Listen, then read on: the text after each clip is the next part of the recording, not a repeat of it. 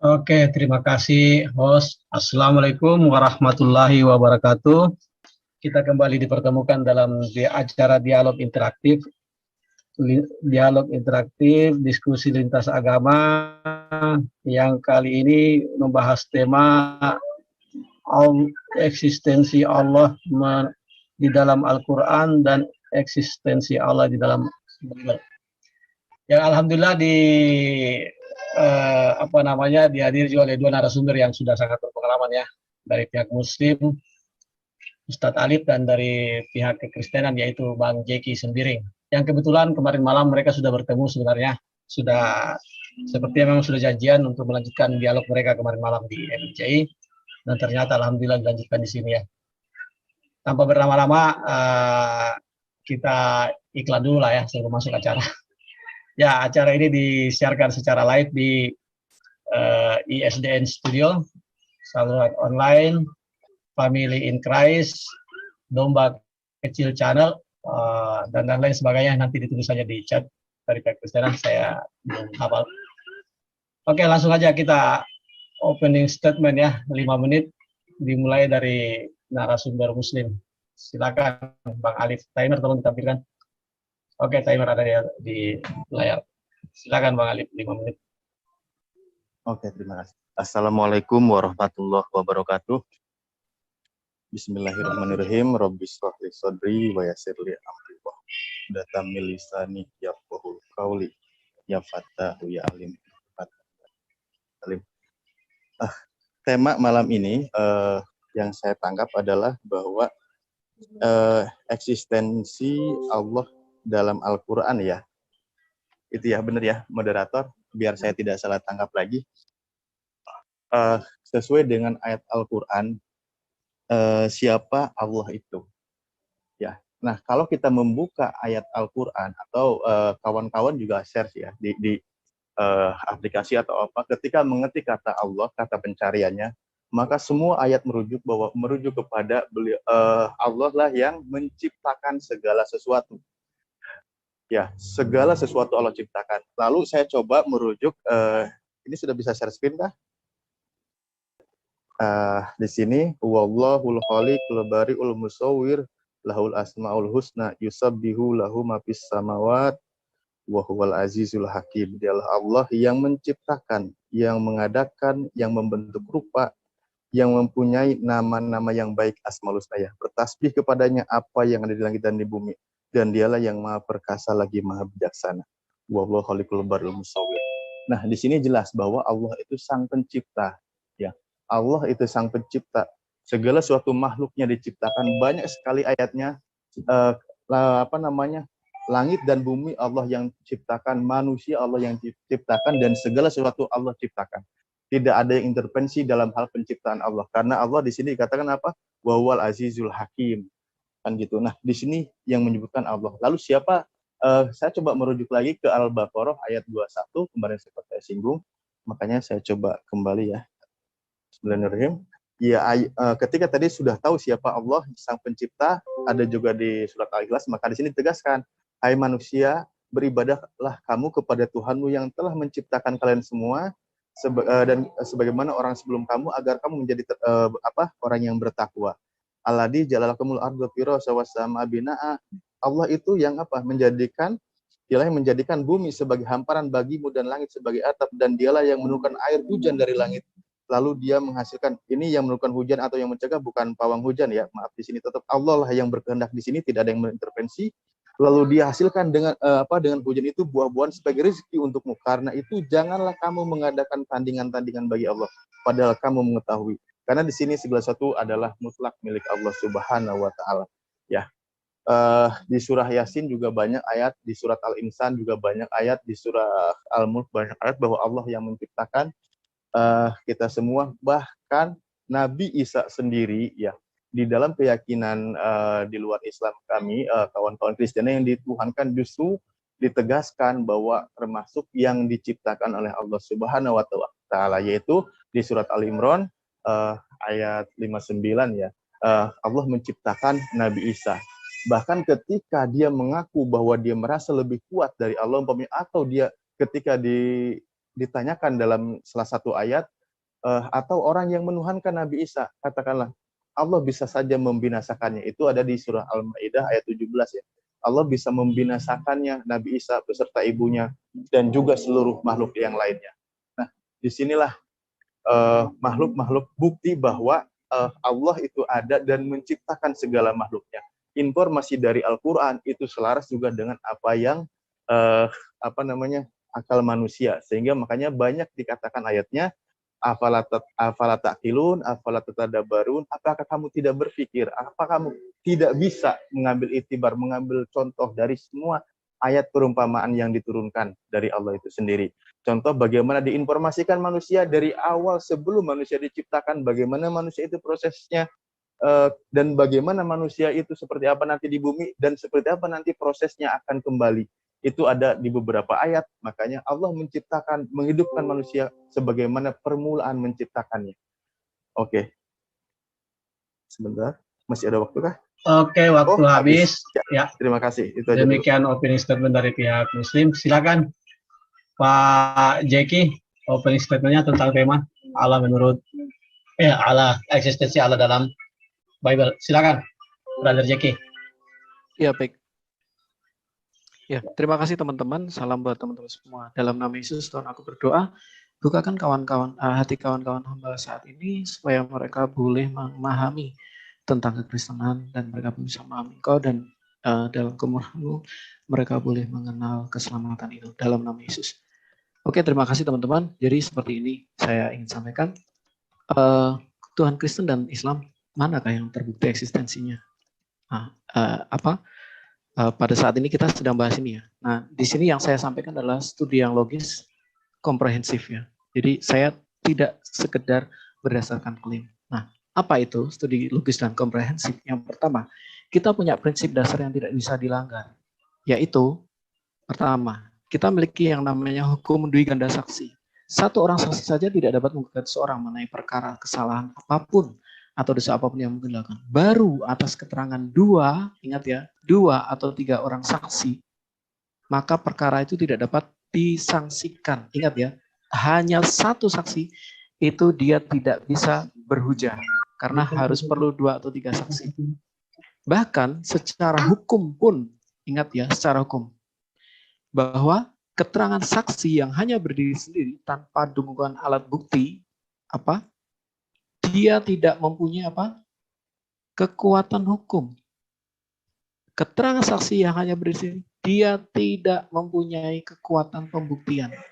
Artinya tetap semua diperlukan minimal 2 saksi. Oke, kita lanjut. Bagaimana eksistensi bisa menunjukkan dirinya ada, eksis ya, ada dan berfirman. Kita lihat di dalam Alkitab, di dalam kemah Musa, Tuhan menunjukkan dirinya eksis dengan cara apa? Dia menunjukkan ada tiang awan, tiang api. Kalau pada malam hari ada tiang api, pada waktu siang ada tiang awan. Di dalam Gunung Sinai, Tuhan menunjukkan diri sampai orang-orang Israel yang jumlahnya sekitar 500 ribuan atau berapa itu ya jumlahnya, 3 jutaan orang itu, mereka juga sampai melihat sendiri ada Tuhan yang di atas Gunung Sinai dengan yang tertutup oleh kabut hitam, itu terlihat. Kemudian pada saat penghabisan bait si Salomo, Tuhan benar-benar menunjukkan dia eksis dengan turun api dari surga segala macam, dan kemudian jemaat tidak bisa berdiri pada waktu itu. Dan ini kata penting adalah disaksikan banyak orang. Oke. Kemudian dalam PB, Bapak berkali-kali berbicara, kemudian itu juga disaksikan banyak orang. Nah, pertanyaan kita, pernahkah Allah berbicara dari rumah beliau? Dengan catatan ya, ada saksi. Kita tahu bahkan ketika Umar, sahabat-sahabat Nabi, Umar kemudian Abu Bakar, kemudian para sahabat Nabi, beliau tidak pernah melihat eksistensi Allah yang dibawa oleh Nabi Baginda. Kemudian juga bahkan dalam hal turunnya ayat mengenai bagaimana beliau akan menikahi Aisyah, bagaimana beliau dengan Maria, bagaimana beliau dengan Zainab, beliau tidak pernah terlihat di situ. Jadi eksistensi di situ saya pertanyakan terus. Nah, dari sini kita lihat mana yang subjektif dan mana yang objektif. Subjektif itu berarti tidak ada lebih dari satu saksi. Sementara yang objektif adalah ada 2 atau 3 orang saksi yang tidak dapat disaksikan. Anda bisa menilai sendiri. Allah dalam PLPB atau Allah di dalam, nah di sini. Mana yang sesuai prinsip dan mana yang menabrak prinsip? Prinsip apa? Hukum minimal dwi ganda saksi. Kita lihat ya, orang kaya tidak perlu mengaku dia kaya. Tetapi dia apa? Dia buktikan dirinya. Jadi kita tidak perlu adanya klaim. Di dalam eksistensi perjanjian lama, Allah sanggup atau Tuhan sanggup menunjukkan eksistensinya. Tuhan bisa makan bareng Ibrahim dan Musa. Dalam artian ini logos atau teofania Tuhan atau penampakan Tuhan. Di dalam perjanjian baru, Tuhan bisa menunjukkan dirinya di dalam Yesus. Sementara di dalam kitab tidak. Nah, ini kita layak bertanya di sini. Kita mana kesaksian yang lebih subjektif dan mana yang lebih objektif? Yang sesuai dengan kaidah tadi, hukum dwi ganda saksi. Bukti yang saya berikan penuh dengan saksi eksistensi Allah, sementara di pihak yang tidak ada, ini bertabrakan. Baik itu dwi ganda saksi maupun asas hukum. Terima kasih. Sekian. Oke, terima kasih Jack ya. Berarti sudah persiapan dengan matang ini. Pak, untuk tema malam ini sudah dipersiapkan dengan matang. Oke lah, untuk kesempatan pertama yang bertanya, kita berikan kesempatan pertama ke Pak Jeki. Untuk pertama bertanya ke pihak Muslim, 1 menit waktu bertanya. Silakan, Brother Jeki. Oh baik, seperti ini Bang. Kita harus pegang dulu ya bahwa klaim teologis harus jalan dengan klaim historis. Klaim teologis yang ahistoris ini kan cacat logis. Nah, baik di dalam PL maupun PB terbukti Allah bisa menunjukkan dirinya. Dan itu sesuai dengan hukum dwi ganda saksi. Bahkan saya pernah punya teman yang dia terpaksa ditolak sama teman-temannya. Karena apa? Karena dia dalam posisi tidak punya saksi. Dia melihat ada seseorang yang melakukan perbuatan tercela, tetapi dia tidak ada saksi. Nah, kita bisa mengatakan kamu nggak ada saksi dan kamu tidak punya hak untuk menuduh orang ini. Padahal dia jujur orangnya. Kenapa? Karena memang diperlukan dwi ganda saksi. Nah, di dalam permasalahan manusia saja seperti itu. Yang kita lihat saat ini adalah kekekalan. Kita butuh lebih daripada klaim. Kita butuh lebih daripada klaim. Kita butuh. Hampir habis waktu untuk bertanya. Belum. Ini masih 0,5 Bang. 4, 3. Kita butuh lebih daripada klaim. Kita butuh bukti. Pertanyaannya apa ini? Sudah. Saya butuh bukti. Buktinya di mana? Demikian. Oke, pertanyaannya itu kekekalan, makanya kita butuh bukti. Silakan. Jadi pertanyaannya bukti mengenai eksistensi Allah di ya, betul. Allah Alkitab di Al-Qur'an ya. Bukan sekedar klaim, bukan sekedar. Oke, dipahami maksudnya. Silakan Bang Alif, katanya perlu bukti mengenai eksistensi Allah di Al-Qur'an. Oke, terima Silakan, kasih. Bang Alif. Bang Luki ya. Jeki. Kalau mau Jeki Chen, adiknya Jeki Chen ya. Jeki, sorry. Kalau mau menanyakan dari Al-Quran, ya teman dari Islam itu sendiri ya, untuk mengetahui eksistensi Allah, ikuti pola yang ada di Al-Quran. Kan makanya di situ ayatnya tadi saya bilang, pertama, afala ta'qilun, afala tadabbarun, dan banyak lagi ayatnya, artinya apakah kamu tidak bisa berpikir ketika Allah berikan informasi tentang perumpamaan, informasi tentang kebenaran yang ada di Al-Quran. Oke? Nah, makanya ketika pertama begini, Nabi Muhammad menerima wahyu. Ya, apa yang diterima? Tentu kebenaran. Tidak ada ayat Al-Quran yang menyuruh kepada kejahatan. Bahkan mengatur segala sendi kehidupan. Pertanyaannya, dari siapakah? Ini pertanyaan umumnya dulu kan. Dari siapakah informasi ini? Kalau bukan dari Sang Maha Benar. Kan gitu. Aturan yang diterapkan sesuai dengan tatanan manusia, kehidupan. Bahkan informasi yang disampaikan, ya informasi yang disampaikan dalam Al-Quran juga tidak berlawanan. Gitu. Bahkan ketika menyampaikan contoh Allah menciptakan manusia seperti apa runutannya dan lain sebagainya, itu saat itu pun tidak ada yang bisa mengklaim, ya, menyalahkan apa kebenaran yang diinformasikan oleh Al-Quran. Itu bukti bahwa Allah itu ada. Makanya ketika ditanya wakafa billahi syahida, cukuplah Allah yang menjadi saksi kami, kan gitu selalu. Kenapa? Al-Quran ini menginformasikan dengan sebaik-baiknya. ketika diinformasikan bahwa Anda ini diciptakan, runtutannya di surah Al-Mu'minun ada dan lain sebagainya. Apakah itu berlawanan? Itu pertama. Kedua, Nabi Muhammad itu bukan orang yang sekolah kedokteran atau apapun itu kan. Bahkan dia tidak pernah mempelajari kitab. Dia tidak pernah sekolah, dia tidak pernah apa. Makanya dikatakan Nabi Ummi. Nah, apa yang disampaikan itu wahyu, kebenaran. Oke lah, pada saat itu tidak dipermasalahkan. Tidak bisa membuktikan. Tapi justru ke sini adalah selaras dengan ilmu pengetahuan. Nah, informasi kebenaran ini siapa yang bisa bantah gitu loh. Lalu bagaimana menginformasikan tentang penciptaan alam semesta dan lain sebagainya, itu bukti. Makanya tadi ayatnya, kamu itu menyembah itu kepada Allah saja. Karena apa? Dia yang menciptakan langit dan bumi. Informasinya jelas kayak gitu. Janganlah kamu memberikan sekutu, menyekutukannya gitu kan, atau ada lagi yang kamu tuhankan selain Allah. Itu penegasannya. Nah, ayat-ayat itu, informasi-informasi yang disampaikan itu bukti bahwa informasi itu dari Sang Maha Benar, dari Sang Maha Mengetahui. Karena apa? Sesuatu yang ditemukan oleh manusia itu menyusul, padahal Al-Quran sudah menginformasikan terlebih dahulu, kan gitu. Nabi Muhammad itu bukan tukang. Makanya ketika dikasih tahu kebenaran, dikatakannya, wah Muhammad ini sebagai penyihir ketika orang tidak beriman, kan gitu. Repot memang kalau orang sudah khotama qulubihim gitu kan, atau hatinya udah tertutup, udah terbalik. Jadi apapun kebenarannya ketika dikatakan meles terus. Nah, seperti itu. Padahal itu bukti kebenaran dan itu bukti eksistensi Allah itu ada. Di situ caranya. Jadi Allah itu justru yang menciptakan ruang dan waktu. Alam semesta ini berada dalam dimensi ruang dan waktu. Dan Tuhanku yang maha itu bukan berada dalam dimensi ruang dan waktu. Itu. Makanya disitulah dikatakan Allah itu Sang Maha. Ya, karena ruang dan waktu itu hanya berlaku untuk makhluknya. Oh, masih ada waktu ya? Oke. Kalau enggak saya cukupkan dulu deh. Silakan. Oke, terima kasih Bang Alif. Jadi demikian penjelasan dari Bang Alif ya, dari perspektif Islam. Ya begitulah. Kalau memang mau dipakai takaran Bible ke Al-Quran ya tidak akan ketemu sebenarnya.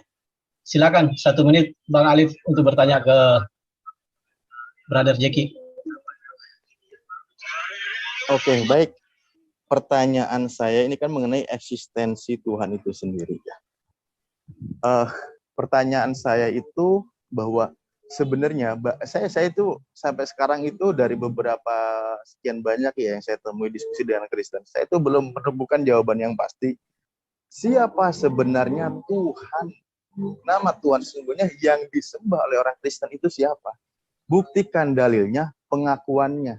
Seperti ketika Al-Quran menginformasikan itu ada di beberapa surah, di surat Al-Anbiya juga ada, semua Rasul mewahyukan bahwa diperintahkan untuk menyembah Allah saja dan jauhi taugut. Taugut itu berhubungan dengan musyrik, kesetanan, atau berhala dan lain sebagainya.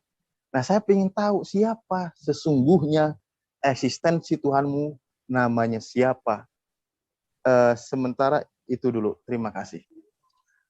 Buktikan ya, sama buktinya ya. Oke, bukti pengakuannya. Demikian ya pertanyaannya Bang Alif ya, singkat aja. Silakan buktikan eksistensi Tuhan Anda, Brother Jeki.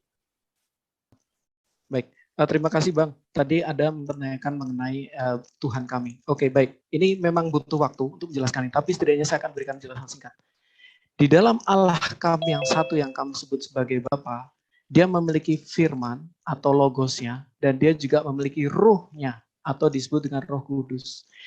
Nah, Allah kami yang satu, tetapi di dalam dirinya itu terdapat firman dan ruhnya. Dan ini equal dengan di dalam diri kita, manusia yang satu, manusia, terdapat apa? Pikiran, akal pikiran, dan roh manusia. Kenapa bisa equal? Kenapa bisa paralel? Karena Allah menciptakan kami di dalam gambarnya. Kejadian 1 ayat 26. Allah menciptakan kami dalam gambarnya. Nah, ketika yang Tuhan disebut dengan Allah yang tunggal toktil, yang satu toktil, maka ini jelas tidak sama dengan manusia, karena manusia tritunggal. Allah yang tritunggal pasti menciptakan manusia yang tritunggal. Nah, firman Allah atau pikiran Allah atau logos Allah itu pasti Allah. Sama seperti firman atau pikiran Bang Alif adalah Bang Alif. Pikiran Bang Alif adalah Bang Alif. Demikian pula pikiran Allah adalah Allah. Nah, firman ini dia nuzul menjadi manusia Yesus Kristus. Dia adalah sesungguhnya firman Allah dan dia sesungguhnya manusia. Makanya disebut Mesias. Mesias itu dalam pandangan Yahudi sesungguhnya Allah dan sesungguhnya manusia. Bisa lihat di Mazmur 45. Jadi siapa yang disembah dalam Allah kami yang satu, Allah kami yang satu ini memiliki firman dan rohnya. Jadi ketika kami menyembah firman-Nya, ya ini juga sama dengan kami menyembah Allah. Bahkan di dalam, kalau saya gambarkan di dalam surat At-Toha, di situ Musa bertemu dengan firman Allah mengatakan sujud dan sholatlah untuk aku. At-Toha 20 kalau tidak salah ya. Nah, apakah Musa bertemu dengan seseorang atau seseorang? Tidak, Musa hanya bertemu dengan firman. Nah, itulah kenapa Tuhan kami yang mana? Di dalam Allah kami yang satu yang kami sebut Bapa, dia memiliki firman dan rohnya. Inilah yang kami sembah. Ya, kesatuan ini, makanya di dalam Shema dikatakan, negara Israel, Tuhan itu, ingat ya, Tuhan, Allah, Tuhan, itu Esa, Ehad, tidak dikatakan Yahid. Artinya apa? Coba Anda perhatikan, ada kata Tuhan, ada kata Allah, ada kata Tuhan. Nah, di dalam buku yang disebut dari sumber Yahudi, dikatakan apa? Ketiganya ini ada 3 sisi dalam satu Allah kami. Itu bahkan dari sumber Yahudi mengaku itu. Ayat kelima, Ulangan 6 ayat keempat tadi ya, ayat keempat. Nah, ayat kelima ini lebih jelas lagi secara paralel dikatakan apa? Kasihlah Tuhan Allahmu dengan apa? Segenap hati atau dengan segenap ruh, dengan segenap jiwa atau dengan logosmu, dan dengan segenap kekuatanmu atau dengan segenap tubuhmu. Inilah Tritunggal manusia yang paralel dengan Tritunggal Allah tadi. Jadi Allah yang kami sembah adalah Allah Tritunggal di dalam Bapa, Firman, dan Roh-Nya. Sama seperti dengan Bang Alif. Bang Alif yang mana? Ya Bang Alif yang satu bersama dengan firman-Nya atau pikirannya, dan Bang Alif yang satu bersama dengan rohnya Bang Alif. Karena Bang Alif punya roh Bang Alif bisa berbicara. Roh Bang Alif punya kesadaran. Logos pikiran Bang Alif juga punya kesadaran. Kemudian tubuh Bang Alif, misalnya contohnya gini, abang mau sholat tetapi badannya lagi disi, lagi pusing, itu terpengaruh. Berarti di dalam hal ini, abang adalah Tritunggal, sesuai dengan gambar Allah Tritunggal, Kejadian 1 ayat 26. Jadi yang ditanyakan, ya Bapa, yang di dalam Bapa itu ada firman-Nya. Nah, kami menyembah, ketika kami menyembah firman-Nya, kami juga menyembah Bapa. Ketika kami menyembah Roh-Nya, kami menyembah Bapa. Sama juga. Jadi ini adalah Allah satu, di dalam Allah kami yang satu, dia punya firman dan dia punya rohnya. Itu yang pertama. Kemudian mengenai klaim tadi ya Bang, saya tanggapi sebentar ya Bang. Abang mengenai klaim, mengenai moral, mengenai yang lain sebagainya tadi, saya cuma bisa sampaikan. Bahkan agama Buddha pun bisa mengklaim ajaran moral. Filsuf pun bisa mengklaim ajaran moral. Bahkan dalam klaim Yunani pun jauh sebelum era Nabi, mereka juga sudah memiliki pengetahuan tentang apapun, tentang kesehatan. Mereka punya ilmu pengetahuan jauh sebelum era Islam. Nah, anak kecil pun bisa mengklaim bahwa Tuhanlah yang menciptakan, atau sesembahan dia, misalnya Tuhan Merbejo menciptakan langit dan bumi. Tetapi eksistensi ini tidak bisa, Bang. Ini perlu bukti. Nah, ini yang kita pertanyakan, perdebatkan di tempat ini. Terima kasih. Cukup. Oke, terima kasih Brother Jeki. Silakan ditutup sestrinya dulu. Itulah jawabannya ya. Bang Alif juga itu Tritunggal. Kita juga Tritunggal kalau menurut penjelasan dia tadi. Manusia ini juga bisa dibilang Tritunggal. Silakan apa pertanyaannya? 1 menit pertanyaan kedua dari Brother Jeki. Oh, saya tanya lagi nih Bang. Iya. Silakan. Oke, baik. Terima kasih Bang. Sekali lagi ya Bang ya, saya ulangi. Siapapun bisa mengklaim ajaran moral. 1. Tolong dinyalakan Bang. Itu nggak nyala itu. 1 menit. Silakan jalankan. Iya. Siapapun bisa mengklaim ajaran moral. Siapapun bisa bilang, bahkan filsuf pun bisa. Filsuf Yunani canggih-canggih loh. Mereka tahu pengetahuan, mereka tahu bagaimana itu rumus Pitagoras, mereka tahu bahkan sebelum ada desimal ya, di dalam Alkitab sudah ada perpuluhan, 1/10 sudah ada. Kemudian untuk menghitung sigurat atau menghitung, mereka bahkan bisa membuat piramid, mereka bisa mengerti trigonometri pada era jauh sebelum Islam ada. Nah, dengan pengetahuan, bahkan pengetahuan kedokteran, mereka berlimpah-limpah pengetahuan itu. Bahkan sekali lagi ya, saya sampaikan sekali, anak kecil bisa mengklaim. Tetapi pertanyaannya, yang eksistensi ini, kita butuh bukti. Kita tidak membutuhkan klaim, sekedar klaim, karena semuanya bisa diduplikat, Bang. Tetapi eksistensi Tuhan tadi, yang tidak bisa dibuktikan. Dan itu yang dibutuhkan setiap orang yang berpikiran logis. Karena kita juga membutuhkan itu secara ranah logis. Lepaslah teologis, kita pakai logis saat ini. Terima kasih. Oke, masih itu perlu eksistensi ya penjelasan. Jadi agak repot juga sih ya Muslim menjawab kalau memang meminta Tuhan harus turun jadi manusia dan dilihat dan bercakap-cakap ya. Sedangkan dalam Islam tidak seperti itu konsepnya.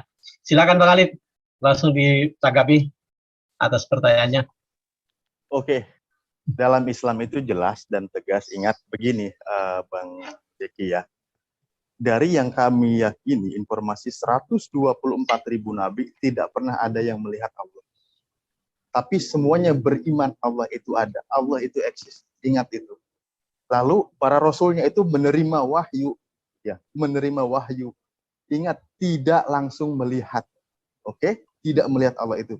Wa makana libasharin ayu kalimahu, maaf ayatnya saya sedikit Allah, tidak mungkin Allah berkomunikasi langsung dengan manusia itu tanpa ada 3 poin gitu kan, kecuali dengan wahyu, dengan hijab atau saya lupa itu di surah Asy-Syu'ara ya, surat 42 ayat 51.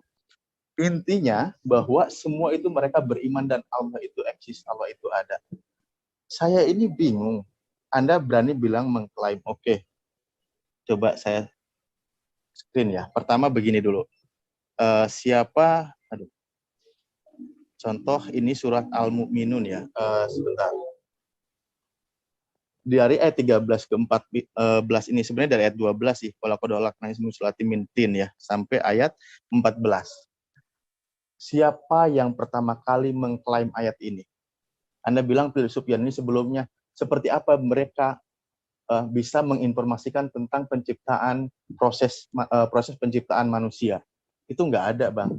Lalu kita sekarang ke Nabi Muhammad. Nabi Muhammad itu bukan orang yang suka belajar mencari tentang atau masalah biologi atau masalah embriologi dan lain sebagainya. Ya, tapi beliau bisa menarasikan. Saya bilang makanya nggak apa-apa, karena berat memang untuk Anda ketika Anda percaya ini nggak bisa karena itu Al-Quran keyakinan kami. Tapi di sisi lain otak Anda itu nggak bisa nolak gitu loh. Otak Anda itu nggak bisa nolak gitu. Kalau masalah ilmu pengetahuan ke sini ya sudah lain cerita.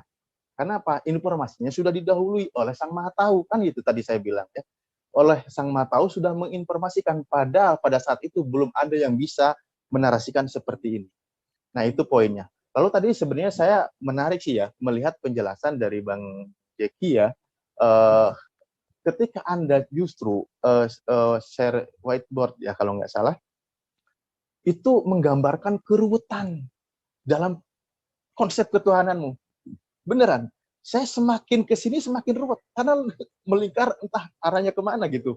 Kenapa? Saya tidak menemukan jawaban. Eksistensi Tuhanmu, pertama siapa dulu gitu? Tuhanmu itu sesungguhnya siapa? Namanya siapa? Kan gitu. Makanya saya bilang, pertama, kalau saya di Islam jelas, pertama Allah. Allah pertama yang menciptakan alam semesta, langit beserta isinya Allah. Bahkan semuanya diciptakan untuk bertasbih kepadanya, untuk memuji kepadanya. Segala sesuatu yang diciptakan itu untuk memuji kepadanya. Itu jelas ayatnya. Yang menciptakan manusia siapa? Ya Allah itu. Menciptakan yang memberikan rizki kepada seluruh makhluknya yang ada di bumi yang hidup. Siapa Allah? Ada ayatnya. Coba dari Anda, mana Tuhanmu yang berani menarasikan seperti ini? Gitu loh. Di situ kita bisa membuktikan eksistensinya. Informasinya tidak dibantah. Ketika beberapa ayat menginformasikan tentang, saya jadi mendadak lupa ini, terlalu semangat ini. Gara-gara tadi saya melihat ruwetnya penjelasan, seruwet saya melihat gambar yang ada di screen tadi gitu. Karena pertanyaan saya itu sebenarnya, saya mau melanjutkan pertanyaan, tapi bagaimana? Nggak ada poin yang saya tangkap gitu loh dari penjelasanmu gitu. Ingat bahwa informasi tadi ya seperti tadi kalau nggak salah menginformasikan moderator ke Nabi Musa ya kalau nggak salah ya. Iya. Menyinggung Nabi Musa. Menyinggung Al-Qur'an ya. Iya, yaitu dia itu menerima firman Allah, mendengar firman Allah langsung. Ingat di kasab kemanusiaannya itu dibuka, Allah berfirman langsung, dia bisa mengerti apa yang difirmankan oleh Allah sehingga di surat At-Taha ayat 14 dikatakan bunyinya innallaha innani anallah la ilaha illa ana gitu. Sesungguhnya aku ini adalah Allah, tidak ada Tuhan selain aku. Itu jelas, tegas ayatnya gitu loh. Makanya saya pengen tahu Tuhanmu itu sebenarnya siapa gitu. Apalagi tadi membawa nama-nama Bapak. Bapak itu siapa lagi? Itu banyak pertanyaan. Apakah Bapak Awi? Apakah Ya. Bapak moderator? Apakah Bapak Jeki? Itu masih banyak lagi mengundang tanya gitu. Kalau saya tegas, Allah udah segala sesuatu urusannya itu Allah yang urus. Makanya tadi ayatnya ketika saya masih ada waktu ya, banyak itu wallahu khalikul barim surul sabihullah sama wal azil hakim. Nah, itu masih ada waktu nggak ya? Oke, habis waktu cukup. Nanti aja di sesi berikut mungkin. Oke, 1 menit waktu untuk bertanya lagi. Mudah-mudahan Bang Alif masih ada pertanyaannya. Silakan Bang Alif. 1 menit Ada apa yang mau pertanyaan. ditanyakan? Oke, ya. Silakan. Baik, pertanyaan saya itu adalah kembali lagi karena ini eksistensi Allah atau eksistensi Tuhan lah kita bahasanya di versi Islam kan Kristen ya. Secara Tuhan itu yang maha kuasa, yang maha gagah, yang maha perkasa, kan, yang maha mengetahui. Seperti itu ya. Kemahaan itu tidak mungkin dicoreng dengan berlawanan karena mustahil bagi Tuhan. Nah, pertanyaan saya adalah pertama, benarkah kamu menuhankan Yesus? Nggak apa-apa lah saya bantu jawab simpelnya gitu kan merujuk oknum. Benarkah kamu menuhankan Yesus? Apa yang dikerjakan oleh Yesus? Dan apa yang dilakukan oleh ibunya Yesus, yaitu Bunda Maria, kepada Yesus? Apakah dia memanggil anak atau memanggil Tuhan? Terima kasih. Oke, sederhana pertanyaannya, apakah Anda menuhankan Yesus? Dan apakah ibunya Yesus memanggil Yesus sebagai anak atau sebagai Tuhan? Silakan, Brother Jeki. 5 menit waktunya. Ini saya, sebentar Bang, jangan dinyalakan dulu. Aku mau tanya, ini saya bertanya atau saya menerangkan Bang? Silakan Maksud Anda saya menjawab menjawab, pertanyaan. Ya, oh menjawab. Ini kesempatan saya menjawab gitu Bang. ya. Oh ya, oke. Baik. Silakan dinyalakan. Baik, tadi pertanyaan Abang adalah yang Anda tuhankan Yesus. Yes, benar. Kenapa saya menuhankan Yesus? Karena Yesus adalah kalam Allah sendiri yang menjadi manusia. Boleh nggak mic-nya Bang Alif dinyalakan? Sebentar Bang, boleh di stop dulu? Sebentar Bang. Baik, sekarang saya kembali lagi ya Bang ya. Saya ulangi lagi. Apakah dengan mengklaim bahwa saya Tuhan dan saya yang menciptakan langit dan bumi ini, itu sudah cukup? Itu pertanyaan besar yang harus kita jawab. Oke, bahkan kalau mengklaim bahwa pengetahuan tentang janin dan kehamilan itu berasal dari Tuhan, saya bisa buktikan bahwa 3.500 tahun orang Mesir kuno pun sudah melakukan tes kehamilan. Jadi tanpa mengatakan ini dari Tuhan pun, orang zaman kuno pun sudah melakukan itu. Kita tidak bisa mengambil itu sebagai bukti, yang pertama. Kenapa? Karena memang siapapun bisa melakukan klaim. Yang pertama. Tetapi yang kita butuhkan saat ini adalah eksistensi. Bahwa benar-benar dia touchable, bisa disentuh. Kita juga bahkan melihat, mohon maaf, Tuhan Anda tidak pernah berfirman dari rumah beliau.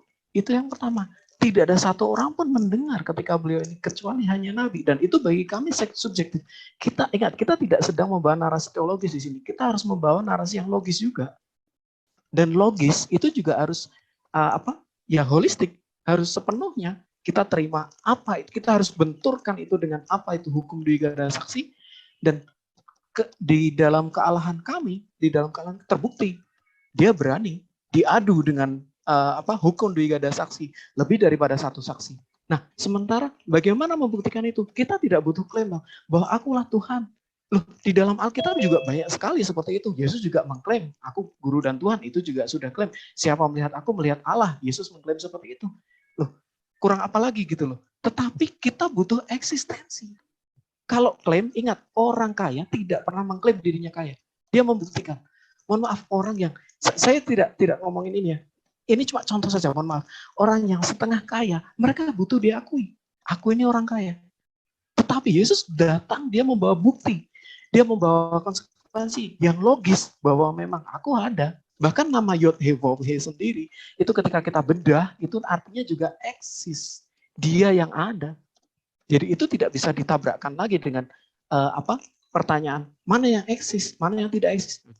Jelas benar-benar dia eksis. Kemudian, Yesus adalah 100% Allah dan 100% manusia. Itu dari ucapan Yesus sendiri. Yesus berkata kepada orang Farisi, menurut kamu siapakah Mesias itu? Anak Daud? Kalau dia anak Daud, kenapa dia juga disebut Tuhan atau Allah? Yesus dari ucapan dia sendiri mengklaim bahwa Mesias itu pasti Allah dan pasti manusia. Di dalam kemanusiaannya, ya Bunda Maria jelas mengatakan bahwa dia itu anaknya. Tetapi secara keilahiannya, firman Allah adalah Allah. Nah, ini ada satu pertanyaan besar bagi Anda. Menurut Anda, firman Allah itu ada dalam sisi pencipta atau dalam sisi ciptaan? Justru di sini. Karena kami paham bahwa firman Allah itu sepenuhnya Allah. Karena firman Allah adalah logikanya Allah. Apa yang ada di dalam isi hatinya Allah, itulah firman Allah. Dan apa yang ada dalam isi hatinya Allah, itu pasti Allah. Apa yang ada dalam isi hati Bang Alif saat ini, adalah Bang Alif. Sebelum Anda menjawab pertanyaan saya, Anda pasti sudah berpikir di dalam hati Anda. Nah, itu yang berpikir, yang berkata-kata, itu Anda sejati. Sama juga ketika Allah sedang belum menciptakan, tapi dia sedang berpikir dalam hatinya. Itu pun juga adalah eksistensi pribadinya. Dan firmannya itu yang menjadi manusia. Nah, di dalam kodrat kemanusiaannya, karena dia menjadi manusia, maka dia 100% adalah manusia. Dilahirkan, punya ibu, ibunya memanggil dia anaknya. Itu jelas. Di dalam sisi kemanusiaannya.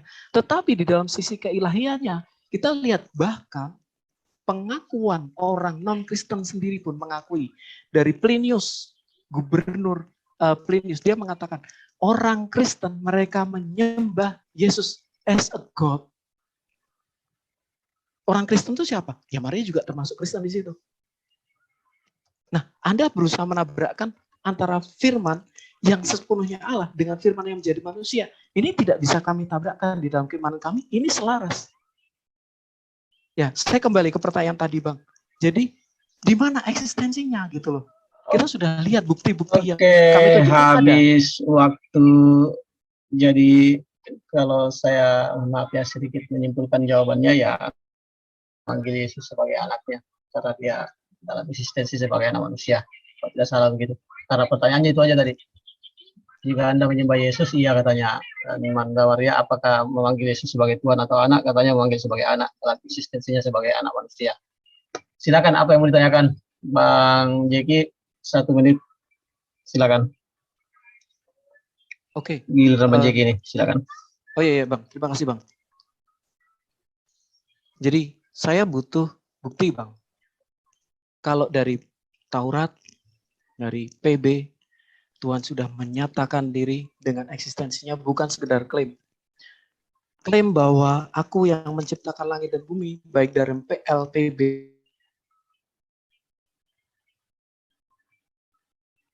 itu banyak sekali. Ya. Halo, itu banyak sekali. Tapi bukan sekedar itu. Bukti, ketika bertemu dengan Abraham, boleh di stop nggak? Saya boleh share screen? Di pause dulu. Oke.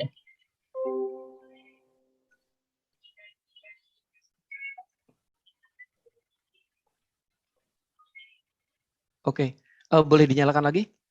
Di dalam perjanjian lama, Tuhan bisa menyatakan dirinya kepada Abraham. Jadi di sini Abraham kedatangan tamu. Dikasih makan loh. Ambil. Terus apa? Dia 22. Orang-orang yang tadi, ada 2 orang yang berjalan ke arah Sodom. Tapi Abraham tetap berdiri di hadapan Tuhan. Jadi bagaimana Allah kami, dia bisa menyatakan dirinya. Nah, kami nggak pernah melihat itu terjadi. Sedangkan keselamatan itu harus ada point of standing-nya. Oke, terima kasih. Silakan. Pertanyaannya masih sama. Eksistensi yang dimaksud mungkin ini adalah Tuhan turun ke dunia, berbincang-bincang dengan manusia. Mungkin itu eksistensi yang dimaksud Bang Alif ya, meskipun Bang Alif sudah menjelaskan eksistensi dalam menurut Al-Quran dan dalam Islam, dalam keyakinan Islam seperti apa. Tapi nggak apa-apa. Coba bisa dijelaskan secara rasional dari Al-Quran bagaimana bagusnya, dari Islam bagaimana baiknya. Silakan Bang Alif. Maaf Bang Awi, Bang Awi. Kalau misalnya tidak ada, ya bilang saja tidak ada. Ya jelas, kalau yang seperti itu yang dimaksud saya pun tanpa Bang Alif ngomong, saya pun akan mengatakan tidak ada dalam Al-Quran seperti itu. Kalau itu yang dimaksud tadi ya, seperti yang saya katakan bahwa eksistensi yang dimaksud adalah Allah harus turun ke dunia, bercakap-cakap langsung dengan manusia, makan seperti apa yang tadi tertulis dengan Abraham. dalam Al-Quran saya rasa tidak ada. Tapi biarlah Bang Alif menjelaskan eksistensi Allah yang dimaksud lagi seperti apa dalam Al-Quran. Silakan Bang Alif. Bidang. Ya. Oh, saya buka dulu mic-nya Bang Alif. Silakan. Oke, terima kasih. Kalau kamu nanyakan suruh dari kitab sebelumnya yang sekarang yang kamu tunjukkan versi LAI, ya saya nggak bisa ngomong. Bukan gitu. Makanya Al-Quran itu musodikon, membenarkan. Membenarkan itu orang yang sudah salah-salah itu dibenerin loh hadirnya Al-Quran itu. Kesalahpahaman itu dibenarkan. Makanya ketika pada contoh orang-orang mengagung-agungkan Nabi Isa karena banyak mukjizat yang dia terima dari Allah, banyak kelebihannya, banyak pengikutnya mengagung-agungkan sampai berlebihan. Apa buktinya? Yaitu tadi sampai berlebihan, makanya Al-Quran mengingatkan jangan berlebihan seperti umat sebelumnya. Nabi Muhammad ketika akan dipanggil berlebihan sampai hampir dituhankan, jangan sampai. Karena ini terjadi di umat sebelumnya, itu ada dalam satu hadis, karena apa? Bisa jadi menaikkan posisi, artinya bisa menuhankan gitu, terjadi kemusyrikan. Makanya ditekankan jangan. Makanya untuk menggambarkan pun nggak boleh, jangan berlebihan dalam memkultuskan ciptaan Allah. Cukup ketika nabi-nabi posisinya sanjungannya jangan dilebihkan seperti disetarakan dengan Tuhan itu sendiri. Saya lanjut begini ya. Lalu eksistensi lagi, baiklah. Saya coba ajak membawa nalar Bang ini ya. Jadi di sini ditekankan, saya coba hubungkan ya. Semoga ini Anda bisa menerima, pengetahuan juga bisa menerima, dan naluri kita, akal kita menerima kan. Jadi terkesan biasa, ini namanya ayat mubhamat yang jelas. Tapi nanti ini bersanding dengan ayat mutasyabihat. Mutasyabihat itu yang belum diungkapkan nanti. Ya, masih samar. Tapi informasinya ada. Dialah Allah yang meniupkan angin. Artinya, makanya beberapa ayat kan, riyah dan beberapa ayat itu banyak menjelaskan Allah yang meniupkan angin sebagai pembawa kabar gembira, mendahului kedatangan rahmatnya, yaitu hujan. Jadi sebelum untuk mengiring hujan itu Allah meniupkan angin, hingga apabila angin itu membawa awan mendung, kami halau ke suatu daerah yang tandus, lalu kami turunkan hujan di daerah itu, kemudian kami timbulkan dengan hujan itu berbagai macam buah-buahan. Nah, di sini jelas informasi ini tidak salah kan? Lalu di sini diingatkan, kadzalika tukhrijul mauta la'allakum tadakkarun.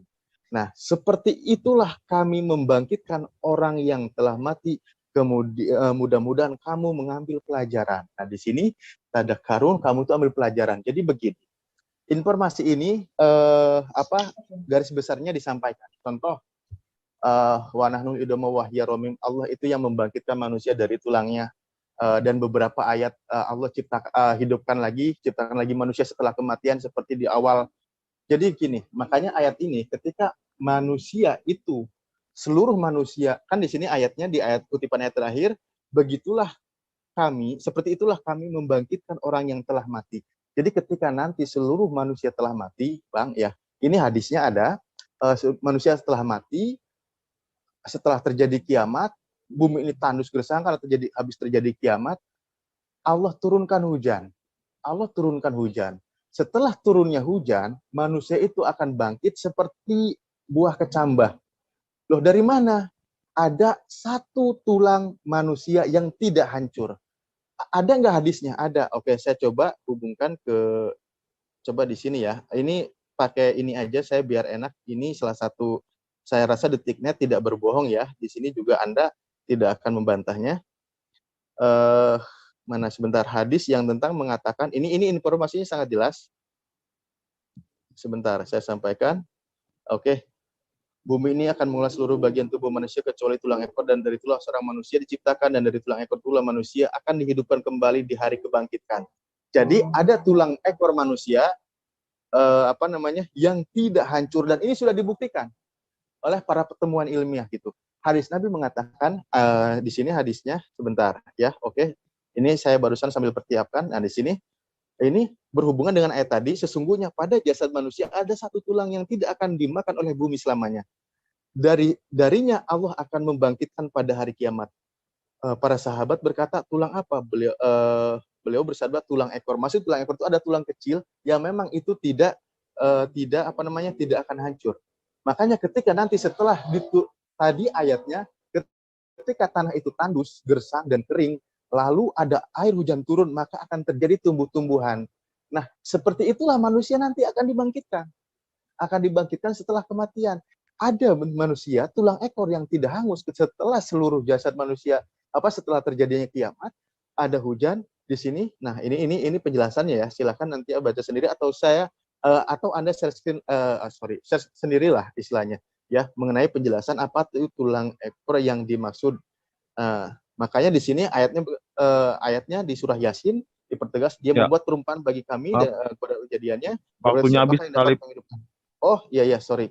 Saya rasa ini tidak Sorry, berlawanan. waktu habis Bang Alif. Bantah. Ya, Oke. nantilah kalau sesi berikut kalau memang penjelasannya. Jadi ini kesempatan terakhir ya, kesempatan ketiga untuk Bang Ali bertanya sebelum masuk sesi TikTok. Jadi ini kesempatan terakhir untuk bertanya dan kesempatan terakhir nanti bagi Ceki untuk menjawab sebelum masuk ke sesi TikTok 30 menit kalau tidak salah. Ya, silakan Bang Ali. Sama-sama Oke, imbang ini karena cuma satu pertanyaan masing-masing ini. Silakan Bang Ali, kesempatan terakhir bertanya. Ya, terima kasih. Ketika Bang Jaki ini mengatakan membahas firman, saya bukan tidak mau menanggapi ya. Itu lain topik. Karena dari beberapa diskusi juga nggak pernah saya menemukan jawaban yang lagi-lagi yang jelas dan tegas membahasnya. Selalu mohon maaf ya, membingungkan gitu. Seperti yang tadi Anda oret-oretkan itu. Baik, pertanyaan saya itu adalah bahwa Tuhan itu adalah yang menciptakan masalah dimensi dan waktu, ruang dan waktu itu Tuhan yang menciptakan. Nah, mustahil Tuhan itu berada dalam ruang dan waktu. Tapi segala sesuatu itu berada di dalam genggamannya gitu loh. Ya, seperti itu. Makanya tadi pertanyaan saya itu sederhana bahwa karena siapakah Yesus Tuhan? Tadi Anda menjawab Yesus itu adalah Tuhan. Di mana ayatnya yang mengatakan bahwa ibunya Yesus menyembah Yesus. Itu. Terima kasih. Itu aja lah simpelnya, saya nggak mau. Oke, silakan Mbak Jaki. Sederhana pertanyaannya, kalau memang ibunya Yesus menyembah Yesus, apakah ada dalilnya atau ada informasi yang bisa dapatkan dari itu? Di mana kita dapatkan informasi itu? Silakan Bang Jaki, 5 menit waktunya.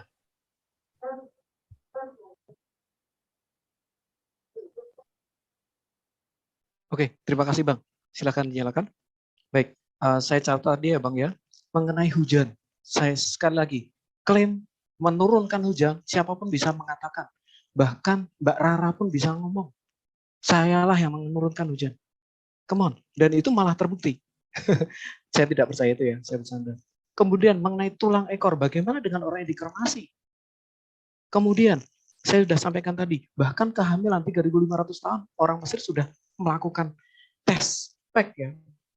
Kemudian, kalau seperti yang disampaikan Bang Awi tadi, jika Tuhan Anda tidak bisa membuktikan secara eksistensi yang ada di dalam perjanjian lama dan perjanjian baru, ya bagaimana Anda bisa mengklaim bahwa kami membenarkan kitab-kitab sebelumnya? Oh, tidak bisa dong. Karena Anda justru menabrak kitab-kitab sebelumnya. Kitab-kitab sebelumnya berhasil menunjukkan eksistensinya. Tidak omong kosong gitu loh. Kalau cuma klaim, sekali lagi kita klaim. Kemudian pertanyaan utama saya, bagaimana klaim, mohon maaf, tidak terbukti ini bisa menjadi standing point untuk keselamatan Anda? Sebaliknya, di dalam keimanan kami, ini ya, saya share ya, Yesus bangkit. Eksistensi harapan keselamatan kekal, mengalahkan kematian, itu terbukti. Itu ada. Dia sukses membutuhkan diri, tidak dikuasai oleh kematian. Dia benar-benar terbukti. Tidak dalam sekedar ngomong gue Tuhan, gue yang menciptakan langit dan bumi, tidak sekedar itu. Tetapi dia membuktikan diri, dia tidak dikuasai kematian. Dia bangkit. Kemudian ini ya silahkan ya, monggo itu Anda bisa yang bagian sini. Nah kemudian kita akan berujung-ujungnya nanti kita bicara keselamatan loh. Ini tidak main-main. Kalau udah bicara keselamatan, mana yang buktinya terlebih ada? Kita tidak sedang membutuhkan sekedar klaim ini Bang.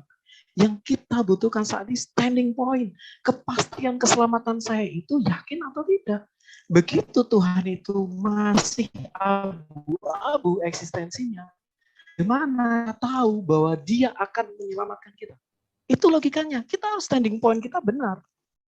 Loh, bagaimana bisa mengklaim bahwa Buddha akan menyelamatkan kita? atau ajaran Hindu akan menyelamatkan kita. Kemudian apa namanya? Mereka juga memberikan berbagai macam filsafat, bahasa filsafat. Tetapi kan kita tidak bisa seperti itu. Karena apa? Ya, eksistensi Tuhan itu begitu dia ada dan dia membuktikan eksistensi dirinya, berarti benar dia bisa menjadi patokan untuk kita bahwa kita pasti selamat. Karena dia benar ada. Kalau dia tidak ada, kalau dia berpura-pura ada misalnya, mohon maaf, saya tidak katakan seperti itu. Tetapi kalau dia memang tidak ada, tetapi dia mengklaim dirinya ada, lah itu kan pertanyaan besar. Bagaimana keselamatan itu akan terjamin? Kita berpikir secara logis, kita berpikir secara historis loh Bang. Kita berpikir secara komprehensif saat ini. Lepaskan angka teologis kita dulu. Hitungan-hitungan angka teologis kita dulu. Loh, kalau ngomongin Tuhan, mengklaim dia bisa menciptakan langit bumi, semuanya juga mengklaim dari PB sama PL itu mengklaim, ada klaim. Tetapi yang mewujudkan dirinya, yang sampai bisa, Anda tadi mengatakan Musa tidak, nyatanya Musa ada, Abraham ada ketemu. Artinya apa? Anda tidak sedang meneruskan keimanan Yahudi dan Kristen. Jadi untuk apa klaim bahwa kami membenarkan kitab-kitab selanjutnya kalau Anda tidak sedang di dalam meneruskan? Jadi untuk apa klaim menyempurnakan kitab sebelumnya? Ya tidak bakal ada dong. Kemudian masalah Yesus. Yesus dengan Bunda Maria. Ada bukti tidak? Maria menyembah Yesus. Di dalam Injil memang saya tidak ada ayat yang seperti itu. Tetapi saya tahu di ayat-ayat yang lain banyak. Misalnya ketika Yesus selesai meredakan badai, satu murid-murid menyembah dia. Thomas mengklaim, engkau Tuhanku dan Allahku. Itu bukan kekagetan. Orang Israel nggak suka kaget-kagetan ya. Terus, ya Allah, ya astagfirullah. Enggak. Mereka nggak sendiri. Dia mengklaim, Yesus engkau Tuhan. Dari perkataan Yesus sendiri, Yesus mengatakan, siapa melihat aku, dia melihat Allah. Karena apa? Dia adalah firman Allah. Firman Allah dan Allah adalah satu hakikat Allah. Itulah kenapa kalau orang zaman Philo antara firman dan Allah, firman itu sebut logos, sebut Allah kedua. Kekristenan menarik itu, nggak bisa. Tidak ada dua Allah, tetapi hanya satu Allah. Di dalam diri Allah yang esa terdapat firman-Nya. Makanya hanya ada satu Allah. Oke, waktu Kurang lebih habis. demikian. Nggak apa-apa. Iya, terima kasih Bang. Oke, silakan Bang. Oke, saya mulai ya Bang ya. Saya share Silakan. Tadi saya sempat menyinggung mengenai kesejarahan. Ingat ya Bang ya, yang namanya klaim eksistensi itu pasti bersinggungan dengan kesejarahan. Jadi secara PL, PB, itu secara kesejarahan sudah ada. Tuhan itu memang bisa menyatakan dirinya. Klaim teologis harus sejalan dengan klaim historis. Ini jelas. Dimanapun juga harus ada. Klaim historisnya ada. Sementara klaim teologis yang ahistoris, ini kita sebut dengan cacat logis. Ya tidak? Oke. Kemudian, kenapa Abang tadi mengklaim bahwa itu meneruskan keimanan? Nih, kita lihat. Ini data-data ahistoris ini terdapat, mohon maaf, di dalam kitab Anda. Dikatakan apa? Yesus ponakan Musa. Tritunggal itu Allah, Yesus, Maria. Maria melahirkan di bawah kurma. Ini udah jelas keliru. Kemudian bayi Yesus bicara. Ini sudah dikonfirmasi oleh Bapak Gereja, ini sesat. Surga penuh dengan adegan itu. Di abad pertama sudah dikatakan, Pak, ini sesat ajaran ini. Yesus bikin dari burung tanah. Abad kedua sudah dikatakan ini sesat. Dia serupakan dengan Yesus. Ini sudah jelas, ini juga keliru. Kemudian Haman retribusi. Nah, bagaimana harapan keselamatan itu berdasarkan hal yang ahistoris? Oke, itu pertanyaannya. Bagaimana ada harapan selamat dari pernyataan yang tidak sesuai dengan sejarah ya? Bukan. Ya. Ya kan? Tidak sesuai dengan sejarah kan maksudnya itu? Ya, tidak sesuai dengan sejarah. Ya, paham kita, paham. Silakan Bang Alif. Karena menurutnya bahwa apa yang tertulis dalam Al-Quran itu tidak sesuai dengan sejarah, lalu bagaimana ada harapan keselamatan dari informasi yang tidak benar seperti itu? Saya rasa begitu bahasa sederhananya ya, Bang Jaki. Oke, baik. Ya, Kalau membahas dari ke ini sebenarnya udah bergeser, tapi saya berbaik hati untuk menanggapi ya. Begini loh Bang, Anda ini gimana sih membawa narasi, mengklaim-klaim itu bangsa Yahudi contoh. Apa kami Islam mau menerima ketika dikatakan Nabi Lut berzina? No, sama sekali tidak. Itu namanya pelecehan. Justru itu sejarah yang membelokkan fakta. Karena seorang nabi tidak mungkin, bahkan Anda tidak mungkin nabi. Nabi Daud dikatakan berzina, Islam sama sekali tidak mengatakan berzina. Apakah itu fakta? Justru Anda Anda, ya mohon maaf, di kitab Anda membenarkan perzinaan oleh Nabi. Lihat Salomo dikatakan apa? Padahal di Islam itu semua mereka ini menikah dan tidak berzina. Semuanya baik-baik saja. Justru kalau Anda menarasikan seperti itu, paling takut saya malah baca kitab Anda. Justru makanya di sini tadi poinnya adalah meluruskan kembali Al-Quran itu ketika sudah disalahkan. Ya, narasinya salah dan lain sebagainya salah. Ketika kamu mengatakan bahwa siapa yang melihat aku bahwa melihat Allah, bahasa Nabi itu, bahasa orang makrifat itu memang tinggi, Bang. Bahasa pewahyuan. Karena apa? Ya orang para wali Allah itu udah mengatakan kayak gitu, itu udah hal yang biasa. Orang yang tingkat imannya tinggi, ya karena apa? Karena tidak ada, hakikatnya manusia itu tidak ada, yang ada itu Tuhan. Bahkan orang yang makrifatnya tinggi ketika melihat segala suatu ciptaannya yang dia lihat itu Allah gitu loh. Kenapa? Manusia itu hakikatnya tidak ada, yang ada itu Tuhan. Itu bahasa tingkat tinggi, bahasa iman yang tinggi gitu loh. Ya, jadi kalau bahasa seperti itu tuh tidak bisa menaikkan statusnya sebagai Tuhan. Makanya tadi kan poinnya sebenarnya adalah eksistensi Tuhan, gitu kan. Lalu siapa sih Tuhan itu? Saya bilang di ayat saya tegas, Tuhan itu adalah Allah. Satu yang menciptakan. Lalu ayat yang tadi saya share sama Anda, itu ayat terakhir jelas. Memang tanda-tanda untuk orang yang mau berpikir. Permasalahannya Anda tidak mau berpikir. Kenapa? Itu penjelasannya jelas. Oke, masalah klaim tadi, masalah pawang hujan, itu sangat lucu ya. Itu informasi saya bilang yang muhkamat. Allah menurunkan bagaimana kronologi turunnya hujan aja diceritakan. Dulu belum ada yang bisa menceritakan. Nah, lalu poin pentingnya adalah peristiwa manusia akan dibangkitkan. Selaras dengan hadis Nabi yang mengatakan ada salah satu dari tulang manusia yang tidak hancur. Ingat, ilmuwan sudah membuktikan dibakar tidak hancur. Orang dikremasi, emang ketahuan mana tulang ekornya, tulang apa sih bahasa ininya, saya lupa loh. Yang lebih dalam detail lagi gitu bahasa istilahnya, bahasa koruk atau apa gitulah, saya lupa di bahasa kedokterannya. Emang itu ketahuan yang mana tulang itunya? Itu nggak tahu, orang kremasi pasti bungkus-bungkus aja, bisa jadi itu jatuh atau apa. Jadi itu bukan masalah satu bukti. Lalu tadi Anda bilang tes kehamilan. Bro, bukan ngomongin tes kehamilan, emang tespek lagi, aduh. Yang dibahas itu kronologi bagaimana manusia diciptakan, bukan manusia perempuan hamil. Ya kalau tanda kehamilan mah itu mah bisa dicari tahu atau kan istilahnya dari tanda-tanda kehamilan itu seperti apa. Ini masalahnya proses manusia diciptakan, informasinya ya. Kalau di ayat Anda sih saya pernah dengar seperti apa? Keju yang bahasanya itu seperti keju lah gitu. No, kalau Al-Quran bukan. Min nutfah suma jalan ala poh suma mudgoh dan lain sebagainya. Itu yang tadi saya share. Itu detail, itu lurus, tidak berlawanan dengan ilmu kedokteran. Ilmu kedokteran adanya itu, proses itu adanya kapan? Ya bisa Anda cari tahu. Makanya saya bilang ini tanda-tanda kekuasaan Allah itu, eksistensi Allah itu yang ada diceritakan di Al-Quran berlaku buat orang yang mau berpikir dan bertadabur. Permasalahannya ketika dia tidak mau berpikir, bertadabur, menggunakan akal sehatnya, itu selalu menolak, menutupi. Walau kadang-kadang informasi kebenaran itu ada dan terbukti. Begitu, Bang. Maaf ya, saya agak semangat habis makan sambal soalnya ini tadi. Makasih. Oke, terima kasih Bang Arif, itu jawabannya. Oke ya, kita 35 menit ini, silakan yang mulai bertanya nanti bertanya, langsung dijawab, dan silakan langsung disanggah.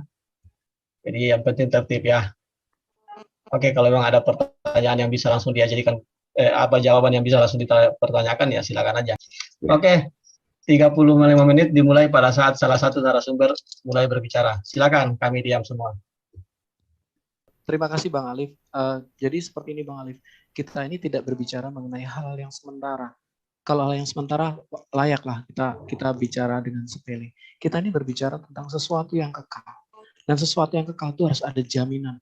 Bahkan di dunia pun kita memerlukan sebuah jaminan untuk di dalam sisi pengadilan.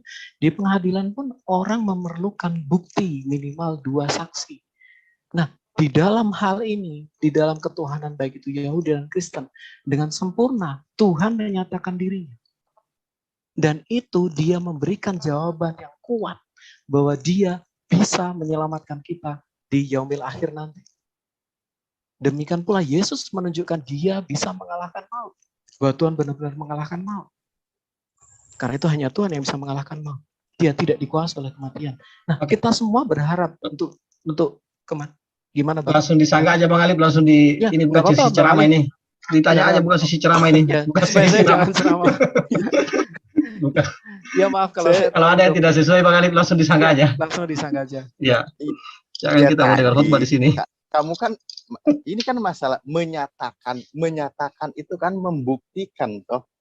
Kan bukan menyatakan betul. contoh dia menjadi sesuatu, membuktikan eksistensinya. Iya. Iya, bukan berarti langsung berubah gitu loh. Menjadi makhluk. Itu mustahil. Nah, bukan mustahil Bang. Di dalam keimanan Quran itu memang mustahil. Itu menunjukkan bahwa Quran atau Islam sama sekali tidak punya hubungan dengan kitab-kitab sebelumnya. Sangka Bang Alip. Kalau Anda mengatakan mustahil, silakan Bang. Oke. Ya udah, takutnya ini makin melebar nanti di Yesusnya dulu. Sekarang gini loh. Apa yang gini dulu dari awal. Kamu benar meyakini bahwa Yesus itu adalah Tuhan ya? Tadi ya? Iya, dari betul, awal. betul. Dia adalah firman Allah yang bahkan dia manusia. dikatakan sang firman. Oke. Iya, betul. Iya. Lalu setiap yang keluar dari mulutnya itu adalah firman Tuhan, betul? Iya, betul. Nah, saya ingin tahu kenapa Anda menyanggah ketika ada ayat Al-Quran Yesus waktu bayi, Nabi Isa waktu bayi bisa berbicara. Sementara di Anda, saya tanya aja deh, nggak mau nuduh. Di ayatmu ada nggak? Bisa nggak? Dia sang firman loh. Jadi seperti ini Bang. Dari perkataan. Itu muncul dari abad kelima Bang. Jadi pada abad kelima ada sebuah yang namanya Injil palsu Matius. Dalam Injil palsu Matius itu atau Injil Gnostik itu menyatakan hal itu ada. Jadi para bapak gereja sudah bersidang bahwa ini memang salah. Nah, entah bagaimana cerita yang salah atau cerita yang palsu ini kok bisa sekarang masuk begini, di tempat Bang. Anda. Iya, bukan masalah itunya loh, bukan masalah itu. Saya bilang begini. Di iman Anda, ya, di kitab Anda yang Anda yakini ketika Yesus lahir itu waktu masih bayi, ya, firman-Nya itu nangis atau berbicara. Ini maaf. Dia di dalam kemanusiaannya ya memang benar-benar nangis, ya benar-benar anak-anak. Karena firman itu benar-benar menjadi manusia. Karena dia belum bisa berbicara. Dia belum bisa berbicara. Dia juga, ya dia belum berbicara dalam artian dia menangis. Dia itu udah perkataan dia, dan memang benar-benar bayi secara kristologi bahwa dia benar-benar 100% manusia. Tidak ada yang perlu diragukan. Gitu Bang. Ya, artinya dia perlu belajar untuk berbicara, benar nggak? Loh, di dalam kemanusiaannya memang harus seperti itu. Kalau dia tidak seperti itu, berarti dia tidak benar-benar jadi manusia dong. Oh, ketika dia jadi manusia, berarti dia bukan? Tidak bisa seperti itu. Jadi begini, memahami kristologi atas dan bawah itu dari perkataan Yesus sendiri. Yesus sendiri mengatakan, kalau Mesias itu adalah anak Daud, bagaimana Daud menyebut dia tuannya? Bahkan di dalam kitab Mazmur dikatakan, ya Tuhan, tahtamu ya Allah. Bahkan Bapa pun mengklaim kepada Sang Firman, tahtamu ya Allah. Tetapi di satu sisi apa? Sebab itu Allah, Allahmu. Artinya apa? Dia memang 100% Allah karena dia firman Allah. Tetapi dia memiliki Allah karena dia adalah manusia. Dia benar-benar 100% Allah dan 100% manusia. Itulah definisi Mesias. Gitu loh Bang. Jadi sekarang gini, adalah, menurut Abang, kita juga bisa kasih analogi ya Bang. Menurut Abang, firman Quran itu firman Allah atau buku? Enggak, saya kan bukan ngomongin tentang kalam loh. Kita fokusnya di Tuhan loh. Iya, karena ini bergeser Bang, bergeser. Baik. Ini kan membahas firman Allah namanya, kalam Allah gitu. Iya, jadi betul. bergeser, kalau mau kita buka topik baru nanti. Ini tentang masalah eksistensi Tuhan kan tadi, keberadaan Tuhan itu yang Anda yakini yang menjadi manusia. Iya, betul. Iya kan? Yang Anda yakini menjadi manusia. Nah, di dalam diri manusianya, Yesus itu ada 100% Tuhan. Makanya tadi saya bertanya, dia perlu belajar untuk menangis. Di mana fungsi Tuhannya? Kan 100% dia Tuhan. Gitu. Sekarang gini, Abang dia itu pasti punya. Abang, di dalam diri Abang yang satu itu, Abang punya yang namanya manusia rohani atau manusia yang nggak kelihatan. Ya kan Bang? Jadi kadang ya Bang, kita ngomong iya, tapi hati kita ngomong enggak. Berarti kita ini di dalam diri kita juga punya dua kodrat dong. Yang ilahi, yang nggak kelihatan, dan yang manusiawi. Nah, Itu ini adalah nuraninya. perumpamaan atau analogi mengenai Kristus. Dia sesungguhnya Allah dan dia juga sesungguhnya manusia. Sama juga Quran. Dia sesungguhnya firman Allah. Makanya ketika ada umat yang membakar kitab Al-Quran, mereka umat Muslim marah. Ini benar-benar firman Allah. Ini bukan sekedar buku. Jadi ada kalam lafzi, ada kalam nafsi. Yang nafsi ini yang benar-benar ilahi, tidak diciptakan, alias pencipta kalau tidak diciptakan. Sama juga di dalam diri Yesus, dia benar-benar sepenuh firman Allah. Karena dia nusul menjadi manusia. Yohanes 1 ayat 1 sampai ayat 11 dikatakan, dia sedang datang kepada milik kepunyaannya. Firman itu. Itulah kenapa kami tidak salah. Apa yang kami benar-benar mengatakan dia 100% Allah. Iya, Menurut makanya. Anda firman itu Allah atau bukan? Itu ada pertanyaan besar loh, Bang. Kalau Anda mempertanyakan Iya, itu sifat keimanan Allah kami. udah sering dijawab, sifat Oke, Allah. kalau itu sifat Allah, itu penciptaan atau Nah, ciptaan? nah ini kan kembali lagi ini membahas kalam. Ini perlu diteruskan apa gimana moderator? Kalau saya Ya, sih kembalikan ke tema aja. Kalau bisa Oke, kembalikan ke baik. temanya. Oke, karena baik. bergeser. Kalau memang ini. mau kita bahas masalah firman lagi, nggak apa-apa, bisa buka sesi berikutnya. Ini Minggu depan. masalah Oh iya, eksistensi siap. Allah dengan Allah kan. Ya. Nah itu Ada tadi lagi yang ya, mau kita ditanyakan, kembali, Bang? Silakan. Iya, masalah keeksistensian tadi kan. Makanya justru ya Al-Quran itu menceritakan ketika apa? Nah, Siti Maryam justru dituduh berzina, ya, dituduh berzina karena dia melahirkan seorang anak untuk membuktikan kebenarannya, kejujuran bahwa tidak berzina. Nabi Isa maksud saya. Nabi Isa bisa berbicara, menyampaikan informasinya, kebenarannya sehingga tidak bisa dibantah. Iya. Nah, itu justru sumber makanya tertua, Bang. Sumber tertua itu ada pada abad ke-5, Bang. Jadi sumber tertua jauh ada sebelum Nabi Muhammad beliau lahir, cerita itu sudah ada dari Injil Matius palsu. Para bapak-bapak gereja sudah tahu bahwa cerita ini keliru. Loh, Gitu loh, Bang. sebentar. Ya, ini nanti ke masalah ini lagi bergesernya. Oke, jangan dihubungkan karena apa? Al-Quran, kamu bisa cek histori sejarah Nabi Muhammad tidak pernah belajar kitab-kitab sebelumnya. Saya Itu bisa fix, paham ya. itu, Bang. Saya bisa paham. Tetapi apa? Sekte-sekte Kristen yang bidat, itu mereka lari ke Arab. Kenapa lari ke Arab?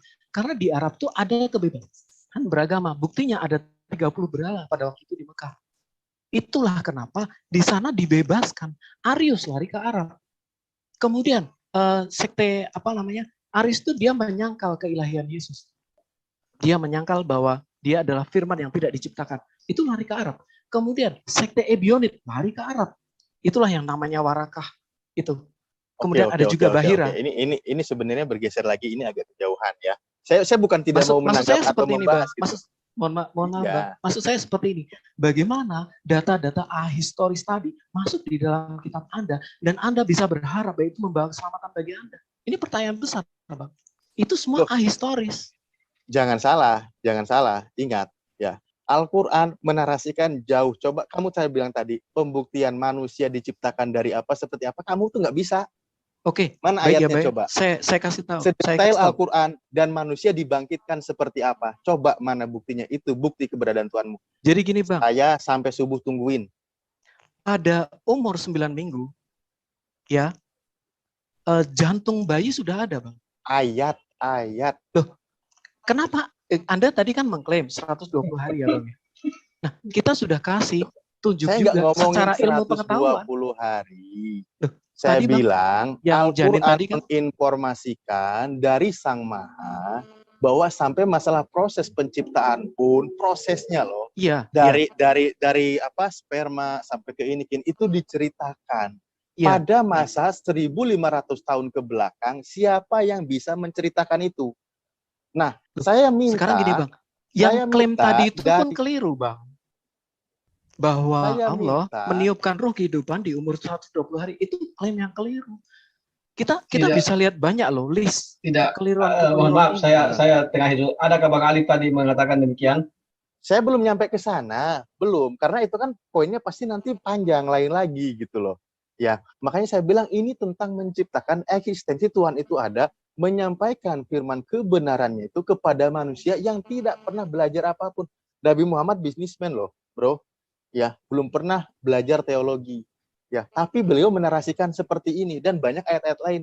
Nanti kalau saya bawa ayat contoh di Ar-Rahman, air laut terpisah nanti, nah kamu dengar itu dan kamu menyangka Laut lagi terpisah alasannya itu lain ya Bang lagi. ya, di zaman orang Yunani kuno, mereka pada waktu itu yang namanya laut kan asin. Mereka tuh sampai menyelam ke bawah Bang, untuk menemukan air. Itu sebelum era Nabi.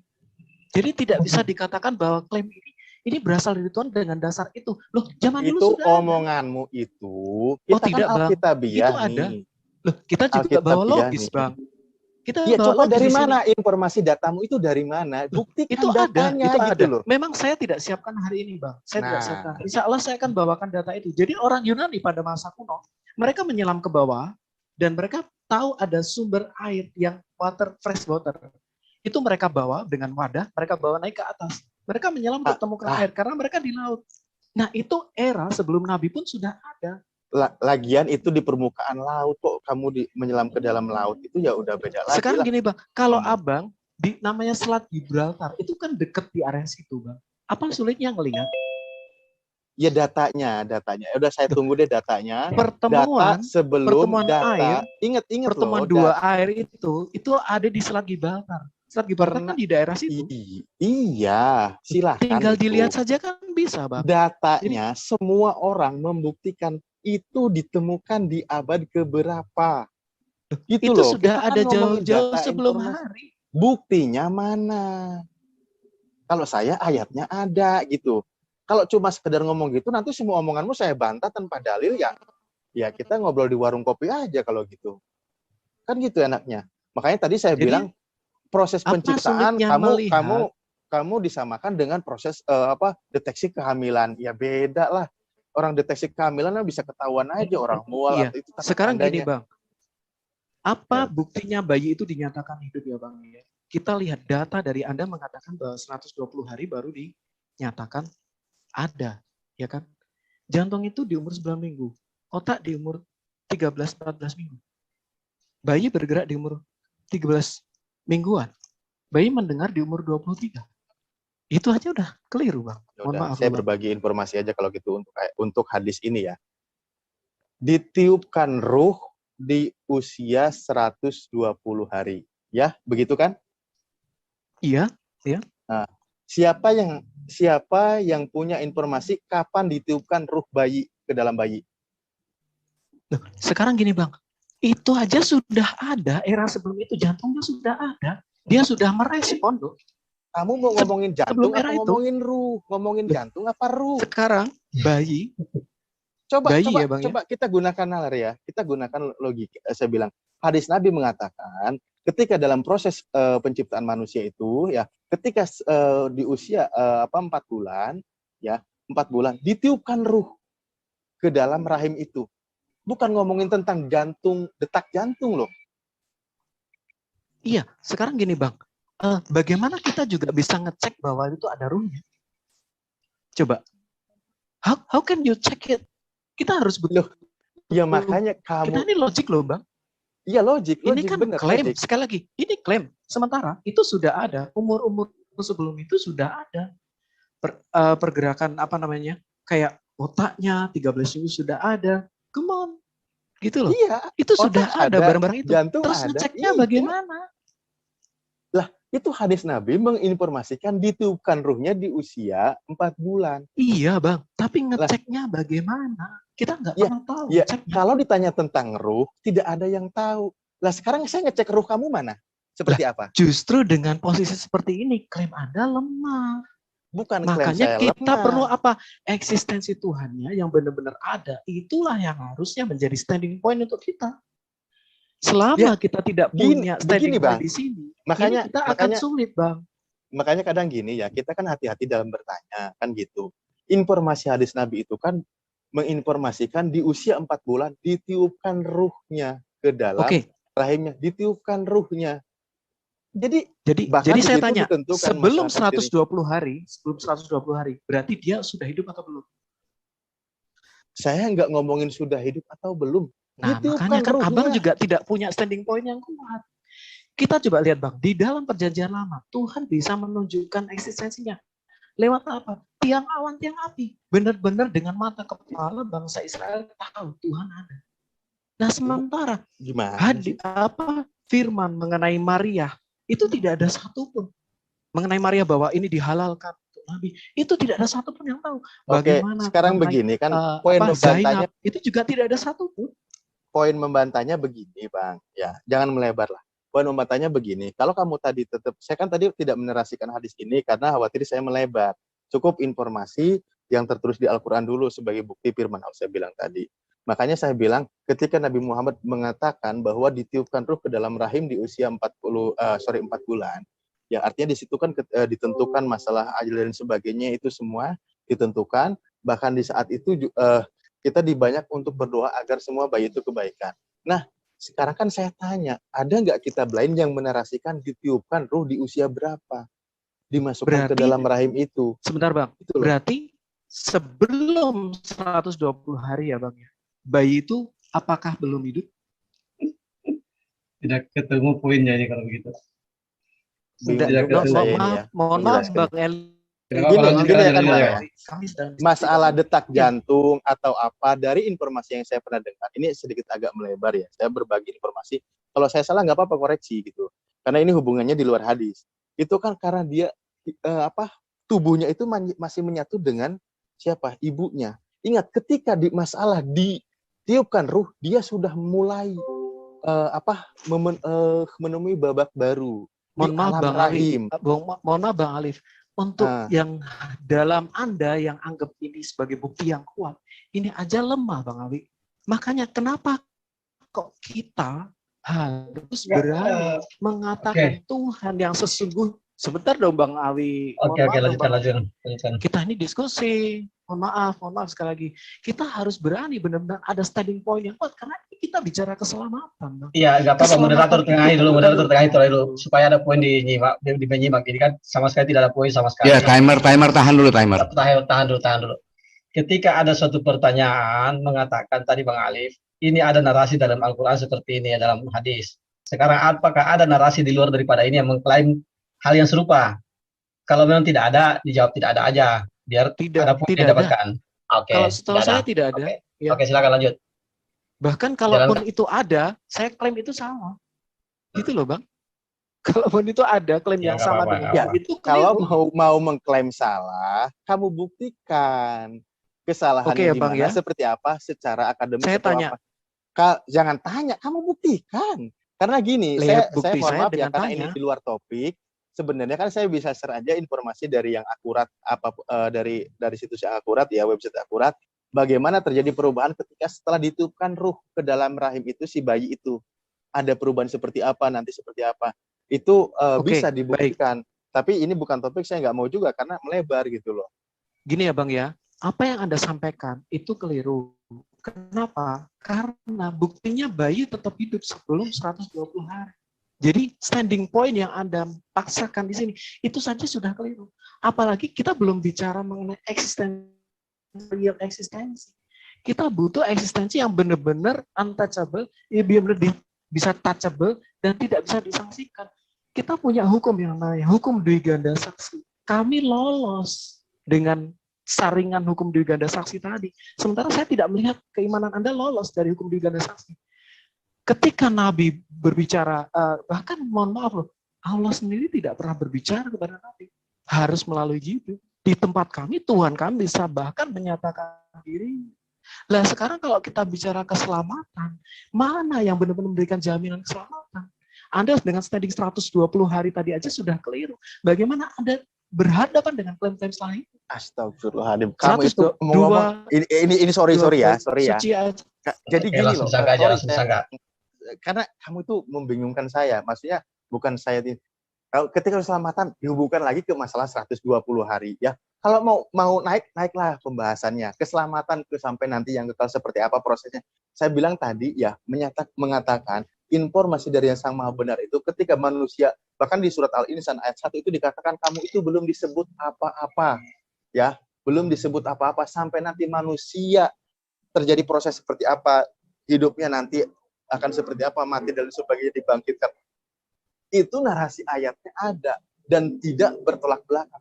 Kamu tadi sanggah, tapi tidak mengeluarkan dalil gitu loh. Jadi Bang, membantah yang 4 bulan tapi nggak ada pakai bayi, dalil. ya Bang. Anda Nggak mengatakan pakai, ingat 120 baru dikasih roh.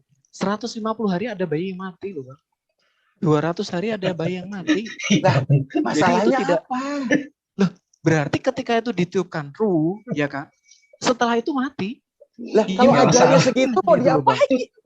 Loh, lah iya berarti kan klaim Anda aja tidak bisa Sekarang dipertanggungjawabkan begini, dong, Bang. coba gini Bang ya. Kalau gitu ya udahlah, kita coba menggunakan nalar ya. Sebelum ditiupkan ruh, ya, si bayi itu berkembang karena apa? Dia bisa berkembang itu karena apa? Pasti karena mengkonsumsi apa yang dikonsumsi oleh ibunya, betul kan?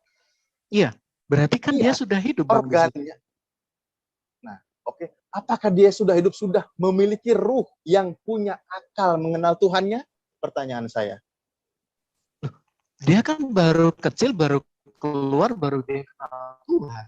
Nah, Baru disitulah umur berapa makanya tahun baru kita ajari kenal Tuhan, Bang. saya itu narasinya itu dari hadis, dari Al-Quran yang sumbernya itu valid dari Al-Quran. Di kitab bukan nggak ada. Makanya ketika namanya alam rahim, ketika di alam rahim ruh manusia sebelum di apa namanya sebelum mereka keluar dari rahim, mereka itu sudah ada perjanjian dengan Tuhan, ada ayatnya gitu loh.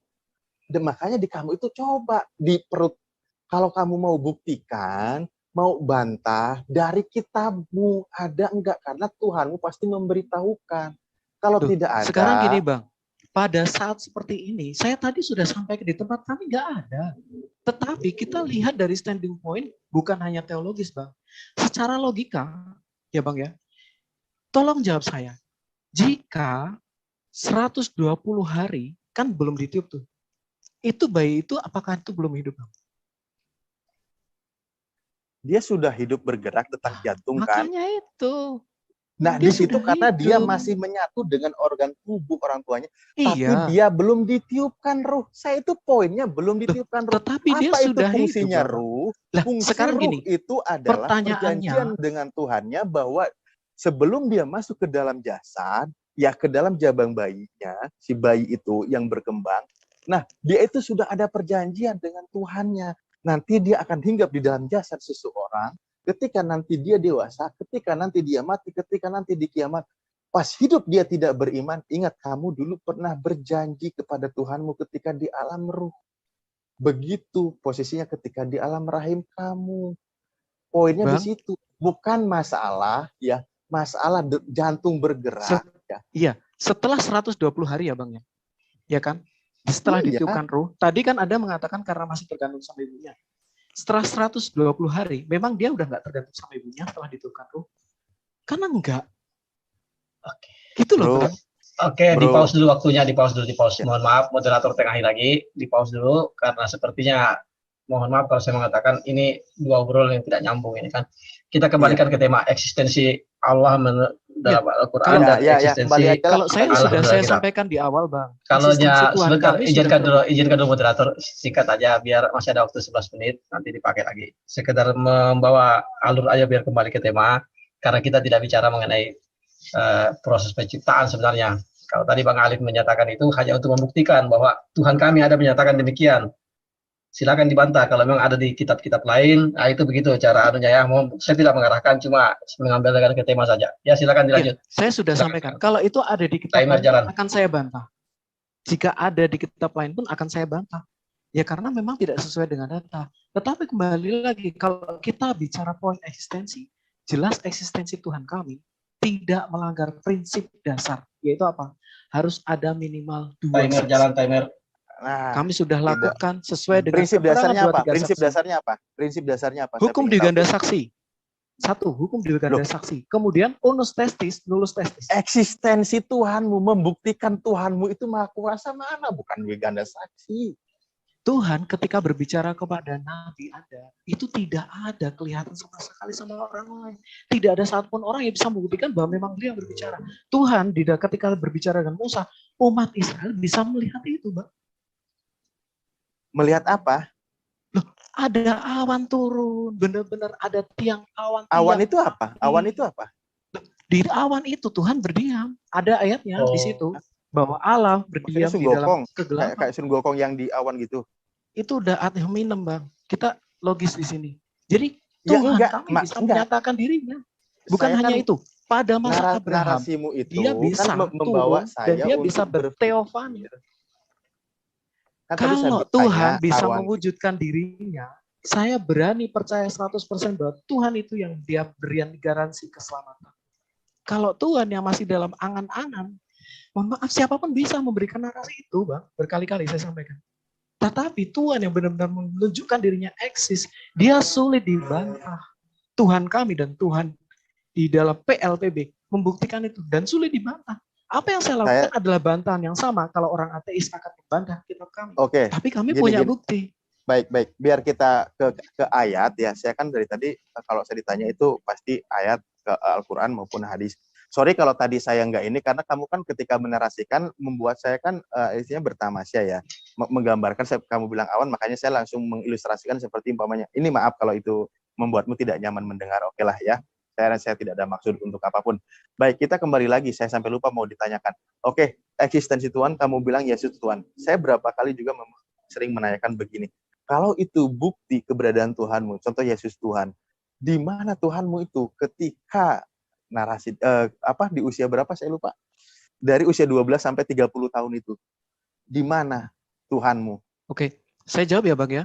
Di dalam kitab Yohanes ada jawabannya, yaitu apa? Semua ini dicatat untuk kamu mengerti bahwa Yesus adalah Mesias.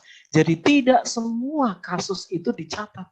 Alkitab hanya menyatatkan yang penting-penting. Di dalam kitab Yohanes dengan jelas dikatakan, kalau semuanya itu dicatat di dalam satu kitab, maka nggak ada satupun buku yang muat menceritakan itu. Itulah kenapa yang kami catat adalah pada masa kecilnya bagaimana dia menubuatkan kitab nabi-nabi. Hei menara kawanan domba, di situ digenapi. Di situ akan bangkit pemimpinmu. Kemudian yang kedua, bagaimana di dalam bar mitzvah atau umur 13 tahun, itu adalah memang poin-poin penting dalam skema orang Yahudi. Setelah itu 30 tahun, dia adalah sebagai rabi di situ. Minimal memang umur 30 tahun, Bang. Iya, jadi berarti itu sudah sesuai. Sorry. Berarti tidak ada poin penting di usia 13 sampai 30 ya. Dicatat. Loh, kita memang mencatat apa yang penting. Bahkan mau apa? Coba apa? Ada nggak? Nabi, pre-nabi aja, itu juga nggak ada yang dicatat di situ, Bang. Ini saya cuma analogi lagi ya, Bang ya. Tidak kan kamu kan tadi berani mengklaim poin-poin penting aja yang dicatat. Iya, makanya contoh betul. di usia kita berikan poin-poin bayi penting, usia betul. 13, lalu usia 30. Pertanyaan saya adalah tidak ada poin pentingkah di usia 13 sampai 30? Ada. 13 tahun adalah bar mitzvah. Itu ada itu di dalam Yahudian. Iya, betul. Loh, kalau dalam 13 sampai 30, itu kalau manusia ya Bang ya, secara Yahudi, mereka harus sekolah. Gitu. Ya, jadi memang tidak dicantumkan seperti itu. Jadi kenapa munculnya umur 30 tahun? Kemaha pengetahuanmu Tuhanmu ketika dia bersekolah? Loh, Tuhan tetap maha pengetahuan, bahkan dia maha hadir. Dia mengatakan seperti ini. Lalu ketika dia sekolah itu fungsinya apa? Berdoa, sekolah itu fungsinya apa? Loh, memang kalau secara manusia memang harus seperti itu, Bang. Loh, bukan karena dia memang 100% manusia. Loh, iya memang betul. Tapi ya memang buat Tuhan. Loh, dia kan juga memang harus menggenapi apa yang firman-firman ada. Misalnya dia harus lahir dari orang yang tunduk pada hukum Taurat. Oh, berarti dia harus menggenapi itu. Waktu itu fungsi Tuhan. Dia tidak bisa menabrakkan dirinya dengan firman-Nya, Bang. Jadi pada masa genap bahwa dia mengutus anaknya yang lahir dari perawan yang tunduk pada hukum Taurat. Ya memang seperti itu skemanya. Kalau tidak, dia bukan 100% Allah, 100% manusia dan tidak bisa menebus kita. Karena ketika dia di usia 13 sampai 30 tahun bersekolah, fungsi kealahannya di mana? Fungsi kealahan, gini Bang, itu adalah yang umum di dalam keyahudian ya Bang ya. Jadi kenapa? Ketika di dalam posisi mereka setelah bar mitzvah, mereka ada yang namanya sekolah rabi dan lain sebagainya. Seperti itu memang ada di dalam umumnya Yahudian pada waktu itu. Jadi, terus pertanyaan saya. Oke, sebentar, sorry. Kita hanya mencatat poin yang penting gitu Bang. Yesus berarti menjadi rabi. Makanya dia disebut rabi. Oke. Makanya dia disebut rabi. Syarat jadi rabi itu apa? Oh, saya tidak tahu Bang. Oh, kalau yang pernah saya dengar, coba nanti bantu ya, mohon maaf kalau saya salah. Syarat jadi statusnya sebagai rabi adalah dia sudah menikah. Itu Sanhedrin Bang, bukan rabi. Oh gitu. Ya, Ya, kalau saya salah beda. minta Kalau maaf. Kalau Sanhedrin, ternyata ya, ini benar, karena ini bukan tidak. keyakinan saya, kalau tidak benar, berarti kamu Sanhedrin yang salah itu, gitu. Sanhedrin itu adalah orang-orang atau aristokrat di Bait Allah. Jadi para orang-orang yang mempunyai 70, apa itu namanya? Kalau pada waktu itu kan Musa ada 70 ini Bang, 70 orang. Nah, itulah yang disebut Sanhedrin. Atau mungkin bahasa saya kalau saya salah ya. Istilahnya itu para penguasa Bait Allah gitu Bang. Gitu aja. Nah, itu memang dia memang syaratnya harus nikah. Tetapi Yesus tidak seperti itu. Dan dia jelas dia mengatakan apa? Dia tahu apa yang ada dalam isi hati orang Farisi, dia tahu apa yang dalam isi hati Pak Petrus. Petrus berkata, engkau tahu segala sesuatu Tuhan. Dia juga ketika kita berdoa dalam namanya, dia hadir. Dia berkata, siapapun berdoa, 2-3 orang berkumpul di nama, aku hadir. Bagaimana omnipresentnya dia. Itu bukan sekedar klaim, bahkan orang mengusir setan dalam nama Yesus, itu juga benar-benar terjadi. Jadi artinya gini Bang, kita balik lagi. Eksistensi ini menunjukkan lari kemana keselamatannya nanti. Benar-benar 100% bergaransi atau tidak. Kita hidup sekali loh. Kita harus tahu mana keselamatan yang benar-benar bergaransi. Nah, kalau Oke, kita kalau sudah gitu, bisa melihat bahwa Allah baik. Ya, kalau ngomongin kita bisa tahu. keselamatan, oke. Saya ingin tahu nih, ya kan kita ini merujuk kepada keselamatan. Oke lah, saya selalu memang mengarahkan ke Yesus terus ya. Coba saya begini, saya ingin tanya sama Anda, benar-benar tadi kan membawa nurani juga kan. Sebenarnya untuk apa sih kamu diciptakan di muka bumi ini oleh Tuhanmu? Iya, saya ada untuk bertemu dengan Tuhan di dalam kekekalan. Jadi Allah menciptakan manusia, bahkan menciptakan langit dan bumi, dia punya planning. Dia punya planning. Di dalam satu planet atau satu hidup, dia bisa bersama-sama dengan umatnya. Jadi ujung dari nanti adalah kita bertemu dengan Tuhan. Bang, aku nggak mau asumsi, pakai ayat. Loh, sekarang gini, kejadian satu Tuhan menciptakan langit dan bumi. Kejadian 2 Tuhan menciptakan terang dan lain sebagainya. Tuhan menciptakan dan lain. Terakhir Tuhan menciptakan apa? Manusia. Untuk apa? Tinggal di situ. Setelah itu apa? Tuhan hadir di situ. Artinya apa? Tuhan mau di dalam satu planet. Tuhan mau dalam satu planet, dia bisa berbicara. Apa? Ini salah satu contoh ya. Gini Bang, contoh apa narasi. yang lebih indah daripada Tuhan? Nggak ada seks, nggak bisa. Contoh Itulah begini. kenapa kita bertemu dengan Tuhan. That's our ecstasy, Bang. Iya, di situ cuma menyampaikan bahwa Tuhan menciptakan manusia aja ya. Gitu ya. Maksudnya gimana? Makanya tadi saya bilang, kamu itu diciptakan untuk apa? Bukan kamu diciptakan. Iya, oke, Tuhan menciptakan. Lah, kamu itu diciptakan itu sebenarnya untuk apa sih? Dan hidupmu itu seperti apa sebenarnya? Untuk kita bersekutu dengan Tuhan. Kita diciptakan untuk Tuhan loh Bang. Pakai ayat. Loh. Di dalam Wahyu ya dikatakan, aku akan menjadi Allahnya dan mereka akan menjadi umatku dan mereka tidak akan ada lagi kelaparan apa segala macam. Loh, kita bertemu Tuhan. Itu ujung ekstasinya kami. Point of interest surga itu Tuhan. Bukan seks. Bahkan Yesus mengatakan siapapun yang mengatakan di surga nanti ada seks, dia sesat. Yesus mengatakan seperti itu. Makanya menurut saya, apa mau kita bahas? Di mana dalilnya itu? Ada, saya tunjukkan. Dalil kamu itu kurang kuat loh, Bro. Saya kalau orang tipikal yang suka ngotot iya, nggak pernah pakai dalil sih Bang nih. Coba kalau ada argumen itu supaya kuat, pakailah dalil. Kalau argumen seperti yang ada selalu bawa ini. Oke, baik. Ini ya Bang ya. Ini Bang. Pada waktu orang kebangkitan, orang tidak kawin dan tidak dikalahkan, melainkan hidup seperti malaikat di surga. Ya. Tapi mereka yang layak untuk dapat, mereka tidak kawin dan tidak. Ya. Saya bukakan ya ayatnya ya Bang. Sebentar. Pertanyaan tadi saya yang mengatakan sesat ada Bang. Apa kamu diciptakan? Dari situ poinnya, bukan kehidupan di surga. Kalau mau ngomongin wahyu ini kan mimpi Yohanes di Pulau Patmos kalau nggak salah ya. Benar nggak? Nih Bang, kitab wahyu ini. Saya bilang ya, ini coba Anda perhatikan ini Bang. Kamu sesat. Kamu tidak mengerti kitab suci. Karena pada waktu kebangkitan orang tidak kawin dikawinkan. Jadi yang mengatakan bahwa nanti di surga nanti kawin mengawin, itu Yesus dengan jelas mengklaim itu sesat. Sesat, sekali lagi sesat. Jadi Bang, ketika kalau ada yang mengatakan ini, itu, ayo kita nanti topiknya kehidupan di surga itu seperti apa gitu. Iya Bang, tadi kan Abang mengatakan bagaimana nanti next-nya di sana. Bagaimana nanti diciptakan untuk apa? Diciptakan untuk apa? Tentu ketika diciptakan untuk apa? Kita sudah ada tujuan untuk bertemu dengan Tuhan. untuk bersekutu dengan Tuhan, mohon maaf. Iya, ayatnya mana? Contoh begini ya, contoh begini. Di Al-Quran itu contoh, tidaklah aku ciptakan jin dan manusia kecuali untuk mengabdi kepadaku. Itu kata Allah. Berarti apa? Untuk beribadah kepadanya. Lalu seperti apa sih kita di dunia ini? Kita diuji, ayatnya ada. Jadi kita ini kan penuh dengan ujian. Ada. Saya juga ada, Bang. Di kitab itu Wahyu tadi, ada. makanya. Di kitab Wahyu ada. Tuh, Di-share tadi sudah saya ayatnya. sampaikan loh, Bang. Di kitab Wahyu saya sudah sampaikan bahwa dia akan aku akan menjadi Allahnya dan mereka akan menjadi umatku. Itu ada. Tidak ada masalah di tempat kami. Oh, waktu habis ya. Yalah. Oke lah kalau begitu. Saya minta ayat sebenarnya tadi saya.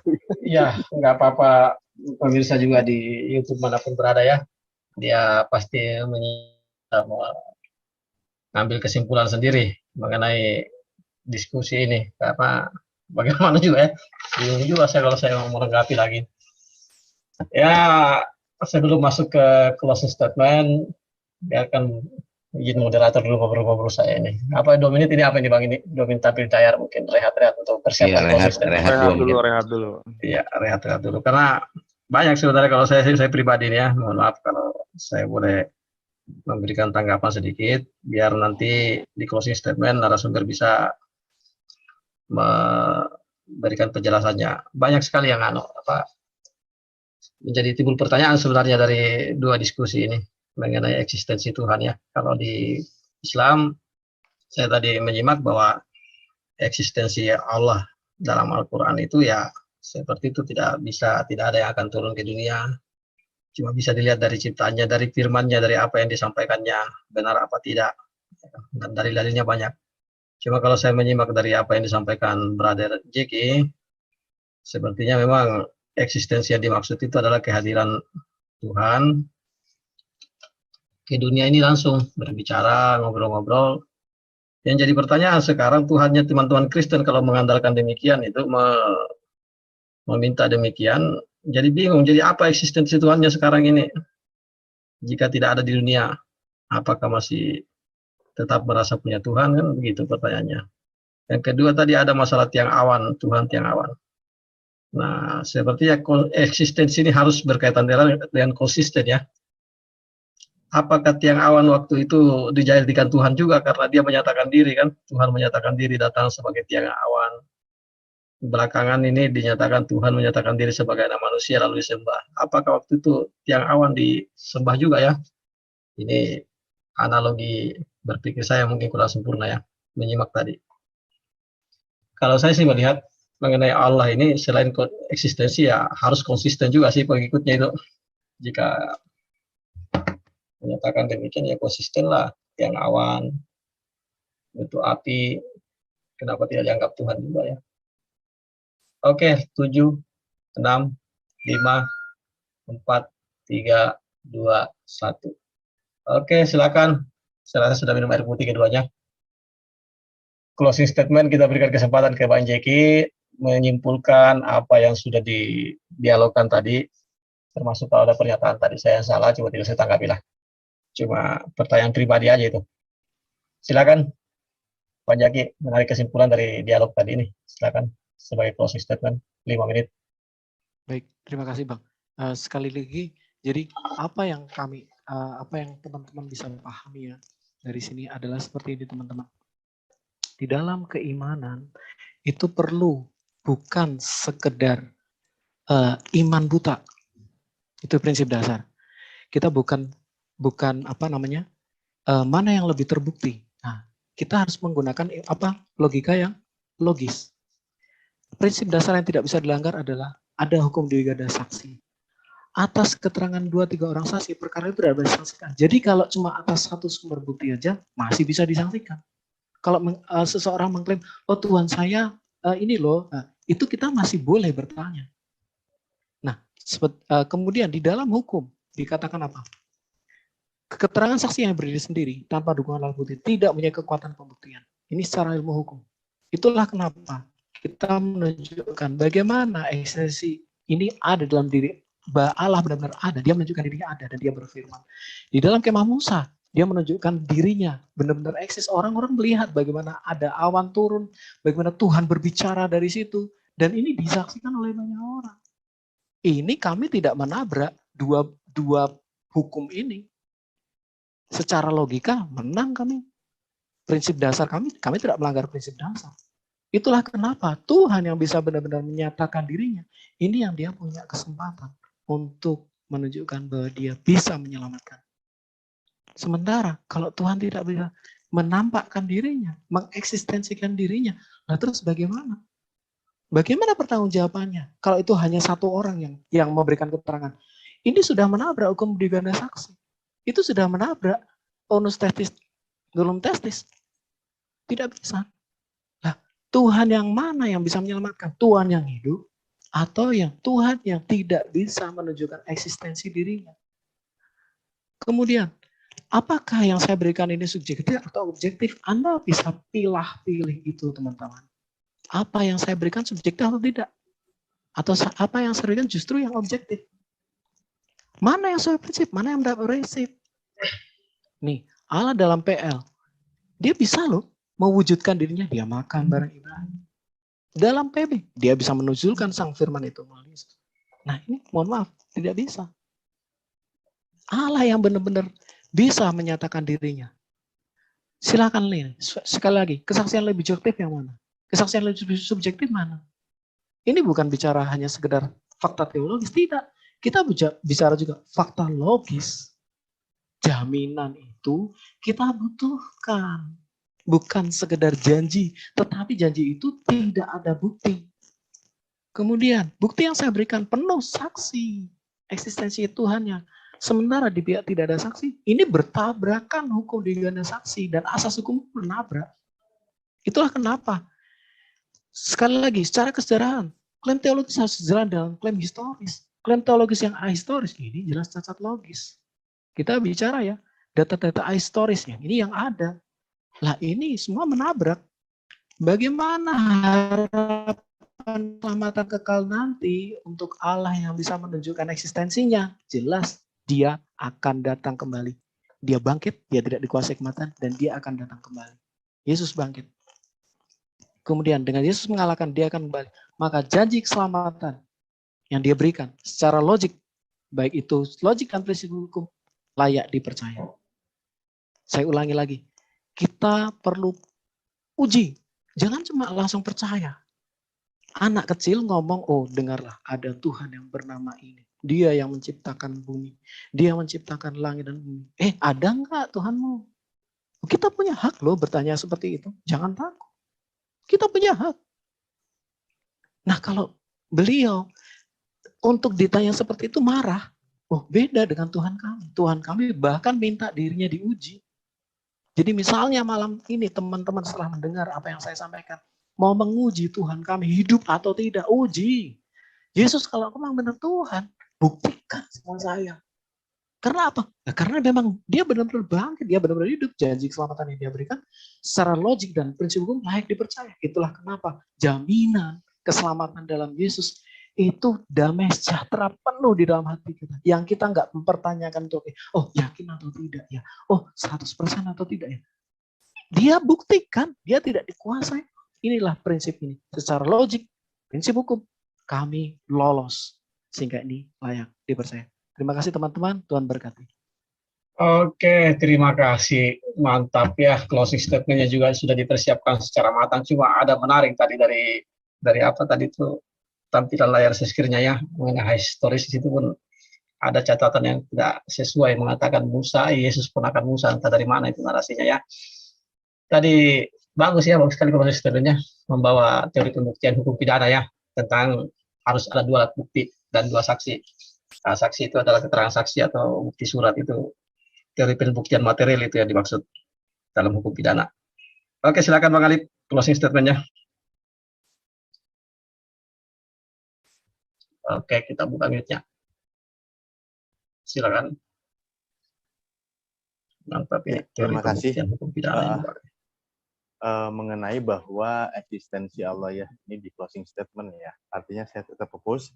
Tapi sebelumnya saya ucapkan sekali lagi mohon maaf jika ada narasi yang tidak berkenan didengar ya kepada pihak Kristen, khususnya yang kawan diskusi saya di sini malam ini, Bang Jeki.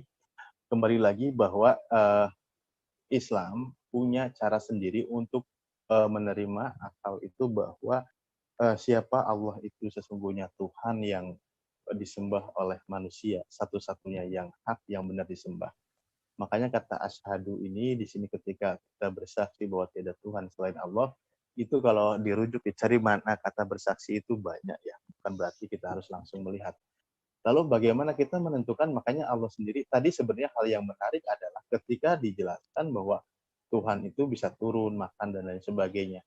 Nah ini kontradiktif ya, artinya memang kalau sudah begini sebenarnya sangat berlawanan gitu, dengan apa yang dipahami oleh Islam. Karena jelas bahwa Allah itu tidak hal-hal yang seperti sifat manusia tadi, yang namanya makan, minum, haus, lapar, itu mustahil bagi Allah itu. Bahkan ngantuk, tidur itu udah mustahil. Karena Allah itu pertama yang maha agung, yang maha kuasa itu adalah mengurus segala sesuatu makhluknya. Tidak ada kenal yang namanya kata lelah, capek, ngantuk, atau apa. Tidak ada. Karena beliau sang maha. Ya, ayatnya ada. Dan semua yang diciptakan itu makanya tadi ayatnya ada, yusabbihu lahu ma fis samawati wal ardh. Semuanya itu apa? Bertasbih, memuji kepada Allah segala sesuatu yang ada di langit dan yang ada di bumi. Pada hakikatnya, Allah yang maha mendengar, segala makhluknya itu bertasbih, memuji kepada Allah. Hanya kita saja yang tidak mengerti dan tidak memahami seperti apa pujiannya para makhluk itu kepada Allah. Dan karena Allah itu sang maha, dan Allah memang mendesain, makanya tadi ayatnya, sesuai kata nama moderator, Al-Musawwir, yang maha menggambar, membentuk rupa segala sesuatunya, dan menjadikannya untuk mengabdi kepadanya, itu sudah desain Allah dalam ilmunya. Segala sesuatu mereka bertasbih, semua berputar. Makanya putaran seperti ini kan seperti banyak dianalogikan, bagian masalah waktu pun, azan pun bergeser waktunya. Makanya kan saya sering ketika seperti itulah ya, itu bergeser waktu, berputar ya. Di sini waktu duhur, di tempatnya ada waktu asar, dan itu tidak pernah putus. Makanya yusabbihu lahu ma fis samawati wal ardh. Lalu pembuktian itu makanya mungkin beda konsep. Kalau di konsep kitab Anda ya, yang mengatakan bahwa ketika dikatakan bersaksi, Tuhan itu benar-benar berubah wujud menjadi hadir. Nah, di dalam keyakinan Islam itu tidak akan ada seperti itu namanya. Yang ada pun contoh umpamanya ketika ada makhluk lain yang menyamar wujud manusia atau apa merasuki, itu masuk kalangan di jin yang merasuki manusia. Di dalam Islam itu justru Allah yang menggenggam segala ciptaannya, artinya semua berada dalam genggamannya. Tuhan kami itu tidak terkungkung oleh satu ruang dan waktu, karena ruang dan waktu itu hanya berlaku untuk makhluknya. Allah Tuhan kami itu berbeda dengan makhluknya, makanya tidak ada laisa kamislihin, atau dikatakan di ilmu sifatnya mumasalah lil hawadis, seperti itu. Maka itu bertolak belakang ya. Tadi juga sudah saya sampaikan bahwa semua bisa beriman. Para nabi itu menerima wahyu dari Allah, dan mereka memang sudah terkoneksi ruhnya dengan Allah, sehingga benar menerima tanpa harus melihat langsung seperti penglihatan manusia. Tatapan manusia, bahasa istilah bang ini kedagingan, itu tidak akan sanggup menatap kemuliaan, menatap Allah itu ya, karena Allah itu sang maha gaib, tidak akan tampak oleh penglihatan indera manusia. Karena yang tampak oleh indera manusia seperti sekarang kita ini, itu adalah suatu yang ciptaannya, makhluknya. Makanya ayatnya apa? La tudrikul absaru wa yudrikul absar wa huwa latiful khabir, gitu kan. Allah itu tidak akan terjangkau oleh pandangan manusia, tapi Allah melihat segala orang yang memandang makhluk. Karena Allah itu maha lembut dan maha waspada, artinya meneliti semua berada dalam pandangan. Disitulah kita bisa meyakininya gitu. Allah itu tetap dalam posisinya Al-Hayyu Al-Qayyum, yang maha hidup, yang maha istilahnya berdiri sendiri, tidak membutuhkan makhluknya, kayak gitu kan. Banyak sekali ayatnya. Ini semua saya berdasarkan dalil ya Bang, tidak asumsi. Cuman kalau seriusin takut makan waktu aja gitu. Dan beberapa ayat banyak. Makanya kita semua jelas ketika semua itu makhluk diciptakan, informasinya jelas. Untuk apa kita diciptakan? Untuk mengabdi kepadanya, dan kita akan diuji banyak ujian. Makanya Oke, waktu habis Bang Alif. Ya, terima kasih. Maaf. Ya, alhamdulillah sudah closing statement dari kedua narasumber kita sudah dengarkan.